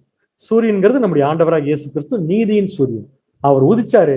அவர் வந்த உடனே இது தப்பான இடங்கிறத சில ஜனங்கள் என்ன பண்ணிட்டாங்க, கண்டுபிடிச்சிட்டாங்க. கரெக்டுங்களா? சோ கண்டுபிடிச்சாச்சு. ஆனா இந்த சிலையை உடைக்கிறதுக்கு ஒரு டீம் தேவைப்பட்டுச்சு. தப்புன்னு கண்டுபிடிச்சிட்டாங்க, ஆனா சிலையை உடைக்கிறதுக்கு ஒரு டீம் தேவைப்பட்டுச்சு. அதே மாதிரி இயேசு கிறிஸ்து 2ஆம் வருகையில வந்துட்டாரு. வந்ததுக்கு அப்புறம் இந்த பாகால் சிலை என்கிற மகா பாபிலோன் என்ற அமைப்பும் அதனுடைய போதனைகளையும் உடைப்பதற்கு ஒரு டீம் தேவைப்பட்டுச்சு. யாருக்கு? நம்முடைய ஆண்டவராகி இயேசு கிறிஸ்து. அந்த டீம் யாருன்னு சொல்லி பாத்தீங்கன்னா அங்க 10 ஊழியக்காரர்கள். இங்க யாருங்கிறத இப்ப கொஸ்டின். இங்க யார் இப்ப இயேசு கிறிஸ்துக்காக வேலை செய்ய வராங்களோ அவங்கதான் இந்த 10 ஊழியக்காரர். ரைட்? சோ இந்த 10 ஊழியக்காரர்கள் வேலை என்ன? சத்தம் போடாம கிதியோன் பின்னாடி போகணும். சத்தம் போடாம கிதியோன் பின்னாடி போகணும். கிதியோன் என்ன சொல்றாரோ அதை அப்படியே பண்ணணும். அப்படி பண்ணுனா தேவனுடைய வேலை அங்க முடிச்சு போயிடும். இப்ப என்ன வேலை பாக்கி இருக்கு? மகா பாபிலோன் அப்படிங்கிற அமைப்பையும் அதன் போதனையும் உடைப்பதற்கு இப்ப ஆள் தேவை. நிழல்ல கிதியோன் 10 ஊழியக்காரர்களை எப்ப கூப்பிட்டார்? அன்று ராத்திரியிலே இருக்கும் வசனம். அதாவது என்னைக்கு நைட்டு தேவன் அவருக்கு கனவுல வந்து நீ போய் சிலையை உடைன்னு சொன்னாரோ அன்னைக்கு நைட்டே எந்திரிச்சிட்டார். இவர் நைட் எந்திரிக்கலாம், இவர் எந்திரிச்சு நைட் டைம் போலாம். ஏன்னா இவர் தேவன் மேல விசுவாசம் இருக்கு. ஏற்கனவே ஒரு தூதன் சொல்லிட்டார் கிதியோனுக்கு, நீ போய் உடைன்ட்டு. ஆனா அந்த 10 ஊழியக்காரர்கள் இவர் கூப்பிடும் போது வந்திருக்காங்கன்னா அவங்க எப்பேற்பட்ட ஆளுகளா இருப்பாங்க? கண்டிப்பா சொல்றேன், அந்த 10 பேரும் கிதியோன் வீட்டுல அவங்க அப்பாட்ட வேலை செஞ்சுட்டு இருந்த ஆட்களா இருந்தாலும் இந்த 10 பேருக்கும் பாகால் சிலை மேல உடன்பாடு இருந்திருக்காது. அதனாலதான் கிதியோன் சொல்றோன்னு வந்துட்டாங்க. கரெக்டுங்களா? அதே மாதிரி இங்க 10 ஊழியக்காரர்களை வரப்போறது யார்? ஒரு சின்ன க்ளூ. அங்க கிதியோன் நைட் டைம் கூப்பிட்டார். அவங்க நேரம் காலம் பார்க்கல, எந்திரிச்சு உடைக்க போயிட்டாங்க. ஒண்ணு. அடுத்தது, விருப்பம் இல்லாம கம்பல் பண்ணி போனாங்களா கிதியோன் பாத்தீங்கன்னா? கண்டிப்பா இல்லை. ஏதோ கூலி கொடுத்து கூட்டிட்டு போனாரா கிதியோன்? இல்லவே இல்லை. அப்ப 10 ஊழியக்காரர் நைட் டைம் எப்படி வந்தாங்க? கிதியோன் சொன்ன உடனே தானா விருப்பப்பட்டு வந்தாங்க. அப்படின்னு அவங்களுக்கு என்ன தெரிஞ்சிருக்கு? நாம தூங்குறதும் நம்ம வீட்டில் இருக்கிறது பெரிய விஷயம் இல்ல, நம்முடைய வேலை பாகால் சிலையை உடைக்கிறதுன்னு புரிஞ்சுக்கிட்டாங்க. புரிஞ்ச உடனே எப்படா கிதியோன் கூப்பிடுவாருன்னு பார்த்திருப்பாங்க. கிதியோன் கூப்பிட்ட உடனே எனி டைம் விருப்பத்தோட அவங்க உடைக்க போயிட்டாங்க. இப்ப யார் இந்த 10 ஊழியக்காரர்? விருப்பத்தோட உடைக்கிறதுக்கு யார் வந்திருக்கீங்களோ அவங்க தான் அந்த 10 ஊழியக்காரர். வாசிக்கலாம். மத்தேயு 16:24. மத்தேயு 16:24. அப்பொழுது இயேசு தம்முடைய சீஷர்களை நோக்கி, ஒருவன் என்னை பின்பற்றி வர விரும்பினால் அவன் தன்னைத்தான் வெறுத்து தன் சிலுவையை எடுத்துக்கொண்டு என்னை பின்பற்ற கடவன். Very simple. தம்முடைய சீசர்களை நோக்கி, அதாவது அந்த 10 ஊழியக்காரரை நோக்கி, ஒருவன் என்னை பின்பற்றி வர விரும்பினான். இதுதான் அழைப்பு. இந்த அழைப்பத்தான் அங்க கிதியோன் கொடுத்தாரு. அந்த 10 ஊழியக்காரர்கள் எந்திரிச்சு டைம் பார்க்காம, நேரம் பார்க்காம, தங்க கண்டிஷனை பார்க்காம உடைக்க போயிட்டாங்க. அதே மாதிரிதான் இப்ப இயேசு கிறிஸ்து உங்களுக்கெல்லாம் அழைப்பு கொடுத்திருக்காரு. எப்படி கொடுத்திருக்காரு? யார் யாருக்கெல்லாம் இந்த கிறிஸ்தவ ஜனங்களுடைய உயிரை பலி வாங்கிட்டு இருக்கிற இந்த பாகால் சிலையை உடைக்கிறதுக்கு விருப்பம் இருக்கோ எல்லாரும் வாங்க. எங்கிருந்து வாங்க? அவளை விட்டு வெளியே வாங்க. அப்படி வெளியே வந்துட்டீங்கன்னா நீங்க சூப்பரா வேலை செய்யலாம். எப்படின்னா, இயேசு கிறிஸ்து செஞ்ச வேலையை நீங்க செய்யலாம் அப்படின்ட்டு. இப்ப இயேசு கிறிஸ்து வந்து மகா பாபிலோனுக்கு ஒரு அழிவை கொடுத்துட்டு இருக்காரு. நமக்கு நல்லா தெரியும். நம்ம ஏற்கனவே படிச்சோம் பாபிலோன் நியாய தீர்ப்பு. அவர் 2ஆம் வருகையில வந்து இந்த பாபிலோனுக்குள்ள போயிட்டு இருக்கிற இந்த நதியின் தண்ணியை டைவர்ட் பண்ணிருக்காரு. அதான் அவர் செய்யற ஃபர்ஸ்ட் ஸ்ட்ராட்டஜி. அதே மாதிரிதான் இப்ப நாம கூட இயேசு கிறிஸ்து ஊழியக்காரர்கள் அழைக்கப்பட்டிருக்கிற நாம கூட முதல்ல நாம வெளியே வரணும். அடுத்தது இந்த பாபிலோனை உடைக்கிறதுங்கிறது என்ன அர்த்தம்னா, அதை நம்பி போயிட்டு இருக்கிற ஜனங்களை அதுல இருந்து காப்பாத்தி கூட்டிட்டு வரக்கூடிய அந்த வேலையில நாம வெற்றிகரமா செஞ்சு முடிக்கணும்னா என்ன செய்ய வேண்டும்? என்ன செய்ய வேண்டும்? அங்க அந்த 10 ஊழியக்காரர்கள் என்ன செஞ்சாங்களோ அதை நாம செய்ய வேண்டும். எனி டைம் எதையும் செய்ய தயாரா இருக்கணும். அதே மாதிரிதான் நாம கூட இப்ப நம்ம கிட்ட தேவன் என்ன எதிர்பார்க்கிறார் அப்படின்னா, முதல்ல எங்கூட நீங்க உடன்படிக்கை பண்ணுங்க. என் கூட நீங்க உடன்படிக்கை பண்ணுங்க. அதுக்கப்புறம் பலியின் ஜீவியம் ஜீவிச்சுங்க. அப்படி பலியின் ஜீவியம் வாழ்ந்து முடிச்சீங்கன்னா உங்களுடைய மரணத்துல நீங்க முதலாம் உயிர்த்தெழுதலுக்கு பங்குள்ளவர்கள் ஆயிருவீங்க. இந்த வாழ்க்கையின் ப்ராசஸ் இருக்கு இல்லையா, பேப்டிசம், அதுக்கப்புறம் இந்த ஊழியம். எந்த ஊழியம்? பாபிலோனை உடைக்கிற இந்த ஊழியம் செஞ்சு நம்ம வாழ்ந்து மரிக்கும் போது ஆட்டோமேட்டிக்கா கிறிஸ்து போன இடத்துக்கு போயிடலாம். ஏன்னா கிறிஸ்து இந்த வழியில தான் போனார். அப்படின்னு கிறிஸ்து போனதெல்லாம் யாருக்காக? நமக்காகத்தான். அப்ப நம்ம யாரை ஃபாலோ பண்ணணும்? இந்த வேலையில கிறிஸ்துவை மட்டும்தான் ஃபாலோ பண்ணணும். வாசிக்கலாம். 1 பேதுரு 2ஆம் அதிகாரம் 21ஆம் வசனம். 1 பேதுரு 2ஆம் அதிகாரம் 21ஆம் வசனம். இதற்காக நீங்கள் அழைக்கப்பட்டும் இருக்கிறீர்கள். ஏனெனில் கிறிஸ்துவும் உங்களுக்காக பாடுபட்டு நீங்கள் தம்முடைய அடிச்சுவடுகளை தொடர்ந்து வரும்படி உங்களுக்கு மாதிரியை பின்வைத்து போனார். Very clear. கிறிஸ்து என்ன பண்ணிட்டு போயிட்டாருன்னா, எப்படி போய் பாகால் சிலையை உடைக்கிறதுங்கிற மாடலை உங்களுக்கு ஏற்கனவே காமிச்சிட்டு போயிட்டாரு. இப்ப 2ஆம் வருகையில வந்துட்டாரு. வந்து உங்களுக்கு அழைப்பு கொடுத்திருக்காரு. இப்ப நீங்க என்ன பண்ணணும்னா, அவர் எப்படி போனாரோ அதே மாதிரி அவருடைய அடிச்சுவடு, அவருடைய வாழ்க்கை. சோ அந்த வாழ்க்கை எங்க ஆரம்பிச்சது? யோர்தான் நதியில் ஆரம்பிச்சது. அதுக்கப்புறம் ஒரு பலியின் ஜீவியம், அதுக்கப்புறம் தேவனுக்கு பிடித்த ஒரு மரணம், அதன் மூலம் முழு உலகத்துக்கு ரட்சிப்பு. இதே மாதிரிதான் நம்முடைய வாழ்க்கை. ஞானஸ்தானத்துல ஆரம்பிக்கணும். இனிமேல் தான் எடுக்க போறீங்க. ஒரு சில ஊர்களை மட்டும் ஏற்கனவே எடுத்தாச்சு. ஞானஸ்தானத்துல ஆரம்பிச்சு அதுக்கப்புறம் கம்ப்ளீட்டா இந்த உடைக்கிற வேலையை நம்ம பண்ணணும். எதை உடைக்கிற வேலை? பாகால் சிலையை உடைக்கக்கூடிய வேலையை நம்ம பண்ணணும். சோ அந்த வேலை பண்றதுக்கு நம்ம ஒவ்வொரு சந்தர்ப்பத்திலையும் எப்படி செய்யறதுன்னு தெரியாம இருக்கும்போது நம்ம யாரை பார்க்கணும்னு பாத்தீங்கன்னா, நம்முடைய ஆண்டவராகி இயேசு கிறிஸ்து. சோ இது ஃபர்ஸ்ட் குவாலிஃபிகேஷன். அந்த 10 ஊழியக்காரர். முதல் குவாலிஃபிகேஷன் விருப்பம். 2வது குவாலிஃபிகேஷன் முற்றிலும் இயேசு கிறிஸ்துவை பின்பற்றுவது. 3வது குவாலிஃபிகேஷன் வான் சொன்ன உடனே கேள்வி கேட்காம வரணும். கிதியோன் கூப்பிடுறப்ப, இப்ப கிதியோன் யாரு? நம்முடைய ஆண்டவராக இயேசு கிறிஸ்து. இயேசு கிறிஸ்து கூப்பிடுறப்ப கேள்வி கேட்காம பின்னாடி போகணும்னா அவங்களுக்கு என்ன குவாலிஃபிகேஷன், என்ன கேரக்டர் இருக்க வேண்டும்? சொன்ன உடனே எந்த கேள்வியும் கேட்காம அவங்க இயேசு கிறிஸ்து பின்னாடி போகணும்னா அவங்களுக்கு என்ன குவாலிஃபிகேஷன் இருந்திருக்கணும்? நிழல்ல ஃபர்ஸ்ட் பார்க்கலாம். கிதியோன் கூப்பிட்டப்ப 10 ஊழியக்காரர்கள் போனாங்களே, அவங்களுக்கு என்ன இருந்திருக்கணும்? அவங்களுக்கு தங்கள் குடும்பத்தை விட, தங்கள் பிள்ளைகளை விட தேவன் பெருசா இருந்துச்சு. அதனாலதான் கிதியோன் கூப்பிட்ட உடனே உடனடியா போயிட்டாங்க. எங்க அம்மாட்ட கேட்டு வரேன், எங்க அப்பாட்ட கேட்டு வரேன், என் மகனை கூட்டிட்டு வரேன், என் மகளை கூட்டிட்டு வரேன், ஒன்னு சொல்லு. உடனே எந்திரிச்சு போயிட்டேன். அப்படின்னு என்ன அர்த்தங்க? அவங்களுக்கு எல்லாம் மனைவிகள் மகள்கள் இருந்திருக்க மாட்டாங்க அர்த்தமா? எல்லாம் இருந்திருப்பாங்க. அவங்க மேல இவங்க அன்பு செலுத்தி இருப்பாங்க. ஆனா தேவனுடைய வேலைன்னு வர்றப்ப அவங்களை காட்டிலும் தேவன் தான் முக்கியம் நினைக்கிறவங்க தான் இந்த 10 ஊழியக்காரர். வசனம் வாசிக்கலாம் பாருங்க. மத்தேயு 10ஆம் அதிகாரம் 37ஆம் வசனம். மத்தேயு 10ஆம் அதிகாரம் 37ஆம் வசனம். தகப்பனையாவது தாயையாவது என்னிலும் அதிகமாய் நேசிக்கிறவன் எனக்கு பாத்திரன் அல்ல. என்னிலும் அதிகமாய் நேசிக்கிறவன் எனக்கு என்ன இல்லைன்ட்டாரு? பாத்திரன் இல்லைன்ட்டார். தகப்பனையாவது தாயாவது நேசிக்கவே வேண்டாம்னு சொல்லி இயேசு கிறிஸ்து சொல்லவே இல்லை, எங்கேயுமே சொல்ல. ஆனா என்னை காட்டிலும் அவங்களை நீங்க நேசிச்சீங்கன்னா ஏன் பின்னாடி வராதீங்கட்டார். ஏன்னா ஏன் பின்னாடி வரணும்னா தேவனையும் அவருடைய திட்டத்தையும் அவருடைய வேலையும் தான் நீங்க நேசிக்கணும். அப்ப தகப்பன் தாய் வந்து குறுக்கிட வந்து என்ன பண்ணிருக்கீங்க, அவங்கள ஒதுக்கி வச்சுட்டு இந்த வேலையை பார்க்கலாம். மகளையாவது மகனையாவது என்னிலும் அதிகமாய் நேசிக்கிறவன் எனக்கு என்ன இல்லைட்டாரு பாத்திரம். அப்ப இந்த உலகத்துல இயேசு கிறிஸ்து பின்னாடி போகணும்னா முதல்ல விருப்பம் வேணும், அது நமக்கு இருக்கு. அப்ப நம்ம 10 ஊழியக்காரர்கள் தான். ரெண்டாவது விஷயம், இயேசு கிறிஸ்துவை மட்டுமே ஃபாலோ பண்ணணும், அது நமக்கு இப்ப நமக்கு சொல்லி கொடுத்தாச்சு, அதை நம்ம ஃபாலோ பண்ண போறோம். எப்படி? ஞானஸ்தானத்துல இருந்து ஃபாலோ பண்ணணும் அவரை. அப்ப ஞானஸ்தானம் எடுக்கணும். யார் மாதிரினா இயேசு கிறிஸ்து எடுக்கணும். அதுக்குரிய தேதிகள் எல்லாம் உங்களுக்கு சொல்லப்பட்டு வருகிறது, அதை பத்தின அறிவிப்புகளும் உங்களுக்கு கொடுக்கப்பட்டு வருகிறது. அடுத்த விஷயம் பாத்தீங்கன்னா, மற்ற விஷயத்தை காட்டிலும் தேவனை அதிகமாக நேசிக்க வேண்டும். ஏன்னா இந்த வேலைக்கு வந்ததுக்கு அப்புறமா மற்ற விஷயத்தை நேசிச்சோம்னா நம்ம தேவனை விட்டுருவோம்.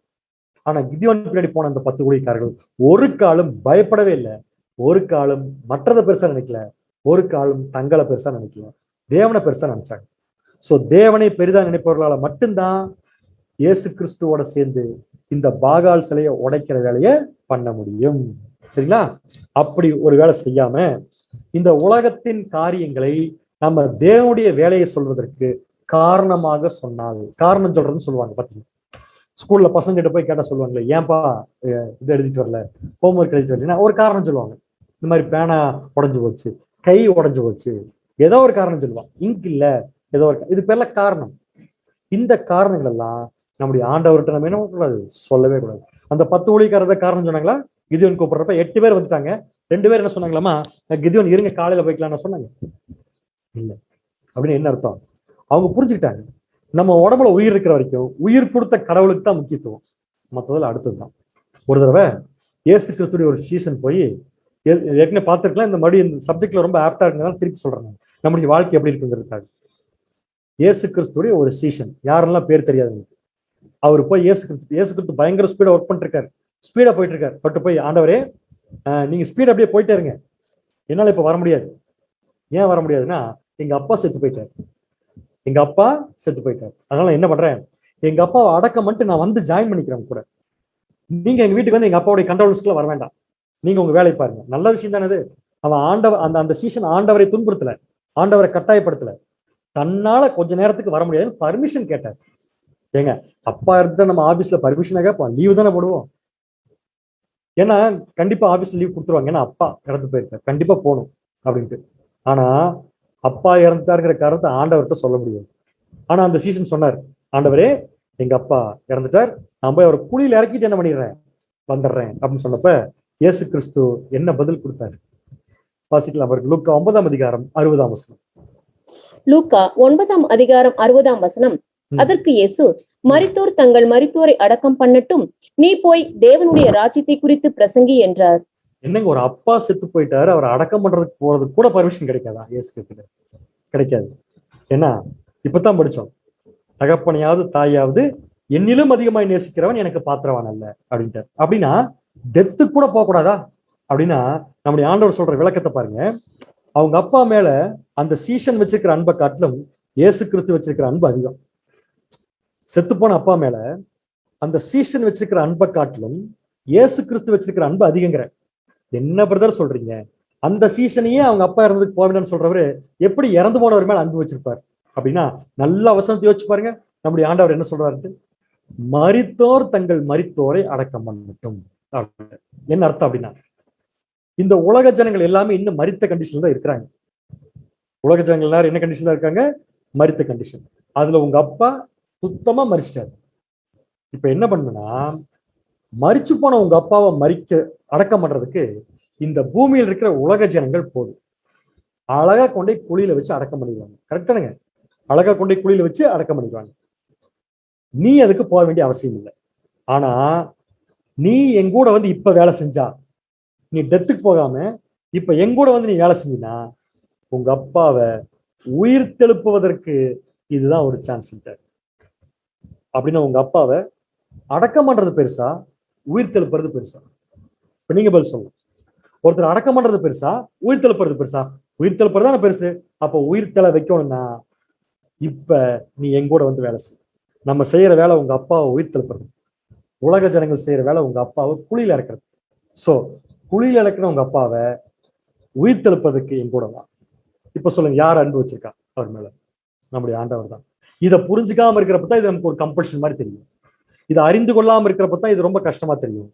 ஒன்ஸ் அவருடைய வார்த்தைக்குடைய அர்த்தத்தை நம்ம புரிஞ்சுக்கிட்டோம்னா வேற எதையுமே நம்ம பார்க்க மாட்டோம், நம்முடைய ஆண்டவரை மட்டும்தான் நம்ம பார்ப்போம். புரிஞ்சுக்கலாம்? சோ காரணங்கள் சொல்லக்கூடாது. முதல் குவாலிஃபிகேஷன் விருப்பம் இருக்கணும். ரெண்டாவது இயேசு கிறிஸ்துவே ஃபாலோ பண்ணணும். மூணாவது என்ன சொல்லி பாத்தீங்கன்னா, கிளியரா நம்முடைய ஆண்டவராக இயேசு கிறிஸ்து பின்னாடி வருவதற்கு விருப்பம் இருக்க வேண்டும். விருப்பங்கிறத விட மற்ற எல்லாத்தையும் வெறுத்து ஒதுக்கிட்டு எந்த தடை பண்ணாலும் அதை தாண்டி அவர் பின்னாடி வரணும். நாலாவது முக்கியமான விஷயம், அவர் பின்னாடி போறதுக்கு காரணங்கள் சொல்லக்கூடாது. இது பரவாயில்ல. இன்னொரு தடவை ஒரு சீஷன் வந்து என்ன பண்ணாருன்னா, இயேசு கிறிஸ்து அப்படியே போயிட்டு இருக்காங்க. அப்படியே ஒரு ஊரா அப்படி போயிட்டு இருக்கிறப்ப லஞ்ச் டைம் ஆகி போச்சு. லஞ்ச் டைம் ஆன உடனே ஒரு சீஷன் என்ன சொல்றாருன்னு இயேசு கிறிஸ்துகிட்ட வாசிக்கலாம். யோவான் 4ஆம் அதிகாரம் 31ஆம் வசனம் மற்றும் 32ஆம் வசனம். யோவான் 4ஆம் அதிகாரம் 31 மற்றும் 32. சீஷர்கள் அவரை நோக்கி, ரபி, போஜனம் பண்ணும் என்று வேண்டிக் கொண்டார்கள். நல்ல விஷயம் தான். இதுல என்ன தப்பு இருக்குது? ஆண்டவரே சாப்பிட்டு போலாம் அப்படின்னு சொல்லி கேட்டாங்க. அதுக்கு ஆண்டவர் என்ன பதில் கொடுத்திருக்காரு அவங்களுக்குன்னா, அதற்கு அவர், நான் புசிப்பதற்கு நீங்கள் அறியாத ஒரு போஜனம் எனக்கு உண்டு என்றார். இந்த சாப்பாடு எனக்கு முக்கியம் இல்லப்பா, நான் சாப்பிட்றதுக்குன்னு ஒரு சாப்பாடு இருக்கு, அது உங்களுக்கு தெரியாது அப்படின்ட்டார். என்ன அர்த்தத்துல அவங்க பேசுறாங்க, என்ன அர்த்தத்துல நம்முடைய ஆண்டவர் பேசுறாருன்னு அவங்களுக்கு புரியல. ஒருவேளை சீஷர் என்ன நினைச்சிருக்கலாம்னா, நமக்கு தெரியாம வேற ஒரு சாப்பாடு கொண்டு வந்திருப்பார் கூட நினைச்சிருந்திருக்கலாம். ஆனா இயேசு கிறிஸ்து அவங்க சந்தேகத்தை அடுத்த வருஷத்துல கிளியரா தீர்த்துட்டார். யோவான் 4:34. யோவான் 4ஆம் அதிகாரம் 34ஆம் வசனம். இயேசு அவர்களை நோக்கி, நான் என்னை அனுப்பினவருடைய சித்தத்தின்படி செய்து அவருடைய கிரியையை முடிப்பதே என்னுடைய போஜனமாக இருக்கிறது. என்னை அனுப்பினவருடைய சித்தத்தை செய்து அவர் என்னை எதுக்காக அனுப்பினாரோ அந்த வேலையை செஞ்சு முடிக்கிறது தான் எனக்கு என்னவா இருக்குன்ட்டாரு, போஜனமா இருக்குன்ட்டாரு. அதுதான் நீங்கள் அறியாத போஜனம் சொல்லி நம்முடைய ஆண்டவர் சொல்றார். இப்ப சொல்லுங்க பார்க்கலாம், சாப்பாடு சாப்பிடுற விஷயத்தை கூட நம்முடைய ஆண்டவர் தேவனுக்காக விட்டு கொடுக்கிறார். விட்டு கொடுத்து என்ன சொல்றாருன்னா, இந்த சாப்பாடு சாப்பிடலன்னா என்ன, அந்த சாப்பாடு சாப்பிடலைன்னா தான் நான் வருத்தப்படுவேன். அந்த சாப்பாடுங்கிறது தேவனுடைய கிரியை, தேவனுடைய சித்தம் அப்படிங்கிற. என்னைக்காவது யாராவது நம்ம சாப்பிட்றதுக்கு மறந்துருக்கிறோமா? நம்முடைய ஆண்டவர் அதாவது சாப்பிட்றது அப்படிங்கிற விஷயத்த நம்ம மறந்தாலும் நம்முடைய வயிறு சொல்லி கொடுத்துரும் பசிக்குதுன்ட்டு. ஒரு இண்டிகேஷன் வருது உடம்புல இருந்து, என்னன்னு சொல்லி, சாப்பிடு, பசிக்குது, சாப்பாடு தீர்ந்து போச்சுன்னு அர்த்தம். ஆட்டோமேட்டிக்கா நம்முடைய உடம்புக்குள்ள வரக்கூடிய உணர்ச்சி பசிக்கிறங்கிறது. நம்முடைய ஆண்டவர் அந்த மாதிரி தேவனுடைய வேலையை செய்யாம இருந்தா அவர் உடம்பு இண்டிகேட் பண்ணுமாமா, பசிக்குது, போய் ஒழுங்கா வேலையை செஞ்சு. யாராவது குழந்தைங்க வந்து ஸ்கூல்ல வந்து டீச்சர்கிட்ட, ஏன் டீச்சர் கேட்பாங்க, ஏன் ஜாமெட்ரி பாக்ஸ் கொண்டு வரலன்னா, அந்த குழந்தை சொல்லுவாங்க, பையன் மறந்துட்டேன் டீச்சர். உடனே அந்த டீச்சர் அடுத்து என்ன கேள்வி கேட்பாங்க, சாப்பிட்றதுக்கு மறந்தியான்னு. அப்படி என்ன அர்த்தம்? ஒரு காலம் ஒருவரும் சாப்பிட்றதுக்கு இது வரைக்கும் மறந்ததே இல்லை. நம்முடைய ஆண்டவர் அதே மாதிரி தேவனுடைய வேலையை செய்வதை எப்படி சாப்பிட்றத மறக்காம இருக்குமோ அந்த மாதிரி வச்சிருந்திருக்க. இப்ப இவர்கிட்ட போய் நம்ம காரணமெல்லாம் சொன்னோம்னா அது எப்படி கரெக்டா? ஆகவே அன்பான சகோதர சகோதரிகளே, ஞானஸ்தானம் எடுப்பதற்கு கூட நம்ம என்ன சொல்லக்கூடாது, காரணம் சொல்லக்கூடாது. அப்படி காரணம் சொல்லிட்டோம்னா நம்ம கிதியோன் பின்னாடி போன இந்த 10 ஊழியக்காரர்கள் கேட்டகரியில் என்ன பண்ண மாட்டோம், வரவே மாட்டோம். அடுத்த முக்கியமான விஷயம், இந்த 10 ஊழியக்காரர்களும் உலகத்தை விட்டு வெளியே வந்தவர்களாக இருக்க வேண்டும். வாசிக்கலாம். யோவான் 15ஆம் அதிகாரம் 19ஆம் வசனம். யோவான் 15ஆம் அதிகாரம் 19ஆம் வசனம். நீங்கள் உலகத்தாராக இருந்தால் உலகம் தன்னுடையதே சிநேகித்திருக்கும். நீங்கள் உலகத்தாராக இராதபடியினாலும் நான் உங்களை உலகத்திலிருந்து தெரிந்து கொண்டபடியினாலும் உலகம் உங்களை பகைக்கிறது. நான் உங்களை உலகத்திலிருந்து தெரிந்து கொண்டபடினாலும் உலகம் எங்களை என்ன பண்ணுது, கண்டிப்பா பகைக்கும். ஏன் தெரியுங்களா? கிதியோனும் அந்த 10 ஊழியக்காரர்களும் போய் செய்ய போற வேலை அன்னைக்கு இருக்கிற இஸ்ரேல் ஜனங்களுக்கு பிடிக்காத வேலை. அவங்களுக்கு பிடிக்காது அப்படிங்கிறதுக்காக இவங்க அந்த வேலையை செய்யாம இல்லை. அதே மாதிரிதான் இன்னைக்கு உலகம் நம்முடைய வேலையை பார்த்து கண்டிப்பா பாராட்ட போறது இல்லை, நம்முடைய வேலையை பார்த்து நம்மளை தலைமையில தூக்கி வைக்க போறதும் இல்லை. ஆனா அவங்களுக்கு பிடிக்காதுங்க காரணத்துக்காக நம்ம தேவனுடைய வேலையை விட்டு கொடுக்க போறதும் இல்லை. சோ அவங்கள பார்த்து முடிவு பண்ணாதீங்க இதை செய்யலாமா வேண்டாமான்ட்டு. உங்க சொந்தக்காரரை பார்த்து முடிவு பண்ணாதீங்க பேப்டிசம் எடுக்கலாமா வேண்டாமான்ட்டு. இயேசு கிறிஸ்துவையும் அவருடைய வேலையும் பாருங்க, அதை பார்த்து முடிவெடுங்க. உலகத்தை விட்டு என்ன பண்ணணும், வெளியே. இத்தனை விஷயங்கள் இந்த 10 ஊழியக்காரருக்கும் கம்பல்சரியா என்ன பண்ணணும்னா தேவை. சரி, இந்த உலகத்தை விட்டு வெளியே வந்தா நமக்கு என்ன கிடைக்கும்? அந்த 10 ஊழியக்காரர்களும் கிதியோன் சொன்ன உடனே விருப்பத்தோட தட்டாம அவரை ஃபாலோ பண்ணி காரணம் சொல்லாம மேல வந்ததுனால என்ன பிரயோஜனம்? யாராலையும் உடைக்க முடியாத பாகால் சிலைய அவங்க உடைச்சாங்க. எங்கெங்கிருந்து உடைச்சாங்க? மலை உச்சிலிருந்து உடைச்சாங்க. இஸ்ரேல் ஜனங்கள் மனசுல இருந்து உடைச்சாங்க. ஒரு மனசுல இருந்து ஒரு விஷயத்தை தப்புன்னு சொல்லி எடுத்து போறது எவ்வளவு கஷ்டம் தெரியுமா? ஆனா அதை செஞ்சாங்க. எப்ப? கிதியோன் சொல்ற பேச்சு கேட்டதுனால. அதே மாதிரிதான் நம்முடைய ஆண்டவராக இயேசு கிறிஸ்து இப்ப நம்மளை பார்த்து சொல்றாரு, அவளை விட்டு நீங்க என்ன பண்ணுங்க, வெளியே வாங்க. வெளியே வர்றதுக்கு காரணம் சொல்லிட்டு, சொந்தக்காரங்களை காரணம் சொல்லிட்டு, விருப்பம் இல்லாம இயேசு கிறிஸ்துவ ஃபாலோ பண்ண முடியாம இருந்தோம்னா நம்மளால இந்த வேலையை என்ன பண்ண முடியாதுங்க, செய்யவே முடியும். சரி, செஞ்சா என்ன கிடைக்கும்? செஞ்சா என்ன கிடைக்கும் தெரியுமா? பேதுரு கேட்டார், ஆண்டவரே எல்லாத்தையும் விட்டுட்டு, சொந்த பந்தத்துல விட்டுட்டு, தாய் தகப்பனை எல்லாம் உங்களை விட அதிகமா நேசிக்காம விட்டுட்டு வந்தா என்ன கிடைக்கும்? அருமையான கேள்வி. மத்தேயு 19ஆம் அதிகாரம் 27ஆம் வசனம். மத்தேயு 19ஆம் அதிகாரம் 27ஆம் வசனம். அப்பொழுது பேதுரு அவரை நோக்கி, இதோ நாங்கள் எல்லாவற்றையும் விட்டு உம்மை பின்பற்றினோமே, எங்களுக்கு என்ன கிடைக்கும் என்றான். இயேசு கிறிஸ்து என்ன பதில் சொன்னார்? உங்களுக்கு இந்த ஏரியால இந்த இடம் கிடைக்கும், கிரயம் பண்ணிக்கோங்கன்னு சொன்னாரா? எல்லாத்தையும் விட்டுட்டு இப்ப நீங்க பின்னாடி வந்தீங்கன்னா உங்களுக்கு இப்ப ஒண்ணுமே கிடைக்காது. ஆனா மறு ஜென்ம காலத்துல மனுஷகுமாரன் மகிமை பொருந்தின சிங்காசனத்தில் வீற்றிருக்கும் போது என்னை இப்ப பின்பற்றின நீங்கள் என்னோடு கூட என்னுடைய சிங்காசனத்தில் இஸ்ரேலின் 12 கோத்திரங்களையும் நியாயம் தீர்க்கவர்களாய் உட்கார்ந்திருப்பீங்கன்னு சொன்னார். அப்ப இந்த யுகத்துல நாம உலகத்தை விட்டு வெளியே வர்றதுனாலையும் இயேசு கிறிஸ்து பின்னாடி போறதுனாலையும் இந்த உலகத்துக்குரிய எந்த ஆசீர்வாதமும் நமக்கு கிடைக்க போறதில்லை. ஆனா நிரந்தரமா இருக்கக்கூடிய ஒரு மிகப்பெரிய ஆசீர்வாதம், கிறிஸ்துவோட அரசாட்சி செய்யக்கூடிய வாய்ப்பை நம்ம என்ன பண்றோம்னா பெற்றுக்கொள்றோம். அப்ப அந்த வாய்ப்புக்குள்ள நம்மளை கொண்டு போவதற்கும் நம்மளை தகுதிப்படுத்துவதற்கும் இப்ப இங்க வேலை செய்யணும். இங்க யார் மாதிரி வேலை செய்யணும்னா 10 ஊழியக்காரர்கள் மாதிரி நம்ம என்ன பண்ணணும், வேலை செய்யணும். கரெக்ட்? விருப்பம். அடுத்தது இயேசு கிறிஸ்துவ ஃபாலோ பண்ணக்கூடிய தன்மை, தேவனை தவிர எதையுமே பெருசா நினைக்காத விஷயம், காரணம் சொல்லாம இருக்கிறது. அதுக்கப்புறம் முக்கியமான விஷயம் பார்த்தீங்கன்னா உலகத்தை விட்டு வெளியே வருவது. என்ன கிடைக்குங்கிறத புரிஞ்சுக்கிட்டு, இந்த காலத்துல நமக்கு எந்த ஆசீர்வாதமும் கிடைக்காது, ஆனா மறுஜென்ம காலத்துல மிகப்பெரிய ஒரு ஆசீர்வாதத்துக்குள்ள போறோங்கிறத நினைச்சிட்டு அவர் பின்னாடி யார் வராங்களோ அவங்க தான் அந்த 10 ஊழியக்காரர். ஸோ 3 கேரக்டர் நம்ம பார்த்துட்டோம். பாகால் சிலை அல்லது பலிபீடம் என்பது பாபிலோனுடைய அமைப்பு பிளஸ் அதோடைய போதனைகள். அது எல்லா குழந்தைகளையும் பலி வாங்கிட்டு நாம அதை உடைக்கணும். அதுக்கு தேவை கிதியோன். நம்முடைய ஆண்டவராக இயேசு கிறிஸ்து வந்துட்டார், வந்து கூப்பிடுறார். அங்க கிதியோன் 10 ஊழியக்காரர்கள் கூட்ட மாதிரி இப்ப 2ஆம் வருகையில வந்து நம்மளை கூப்பிட்டுருக்காரு. எப்படி கூப்பிட்டுருக்காருன்னா, என் ஜனங்களை அவளை விட்டு வெளியே வாங்க. எதுக்கு? நீங்க வெளியே வந்ததுக்கு அப்புறமா இந்த பாபிலோன்கிற இந்த சிலையை நம்ம என்ன பண்ணணும், உடைக்கணும். ஸோ வெளியே வருவதே ஒரு பெரிய விஷயமா இருக்குது. அதுக்குதான் இவ்வளவு குவாலிஃபிகேஷன் தேவைங்கிறத இந்த 10 ஊழியக்காரர்களை வச்சு நம்ம என்ன பண்ணிட்டோம், பார்த்துட்டோம். சரி, 10 ஊழியக்காரர்கள் எப்படி சிலையை உடைக்க முடியும்? இயேசு கிறிஸ்து ஃபாலோ பண்ணு, கரெக்டு. உடைப்பதற்கு அவங்க கையில தேவன் கொடுத்திருக்கிற ஆயுதம் தான் அந்த 7 வயதான 2வது காளை. ஸோ இந்த 7 வயதான 2வது காளையை ஹேண்டில் பண்ணிட்டோம்னா பாகால் சிலை என்ன பண்ணிடலாம், உடைச்சிடலாம். 7 வயதான 2வது காளை யாரைக்கு இருக்கு? இப்படி போட்டா புரிஞ்சுக்கலாம். தேவனுடைய திட்டத்துல 7 வயதான முதல் காளை யார், அப்ப 2வது காளை யாருன்னு பார்க்கலாம். 7ங்கிறது பர்ஃபெக்ஷன், பரிபூர்ணம் பைபிள்ல. காளைங்கிறது ஒரு ஆண். நீங்க சொல்ல பார்க்கலாம், முதல் தேவனுடைய திட்டத்துல பர்ஃபெக்டா படைக்கப்பட்ட முதல் ஆண் யார்? ஆதாம். புரியுதுங்க உங்களுக்கு? சோ 7 வயதான முதல் காளை யாரு? ஆதாம். அப்படின்னா ஈஸியா பதில் கண்டுபிடிச்சிடலாம். 7 வயதான 2வது காளை யார்? ஆதாம் மாதிரியே வந்த நம்முடைய ஆண்டவராகி இயேசு கிறிஸ்து. அந்த காளையினுடைய பலி, அந்த காளை மட்டுமில்ல, காளையினுடைய பலி. சோ காளையும் பயன்பட போகுது, காளையினுடைய பலியும் பயன்பட போகுது. ரைட்? அப்படின்னா இயேசு கிறிஸ்து 7 வயதான 2வது காளைனா நம்முடைய ஆண்டவராக இயேசு கிறிஸ்துடைய பலி. அதுக்கு பேர் தான் நம்முடைய ஆண்டவராக இயேசு கிறிஸ்து ஈடு பலி. அந்த ஈடு பலிங்கிற சத்தியத்தை எடுத்துட்டு தான் நம்ம மலை மேல போய் என்ன பண்றோம்னா பாபிலோன் அப்படிங்கிற அமைப்பு இருக்கிற சத்தியங்களையும் பாபிலோன் இருக்கிற அமைப்பையும் நாம உடைக்கிறோம்.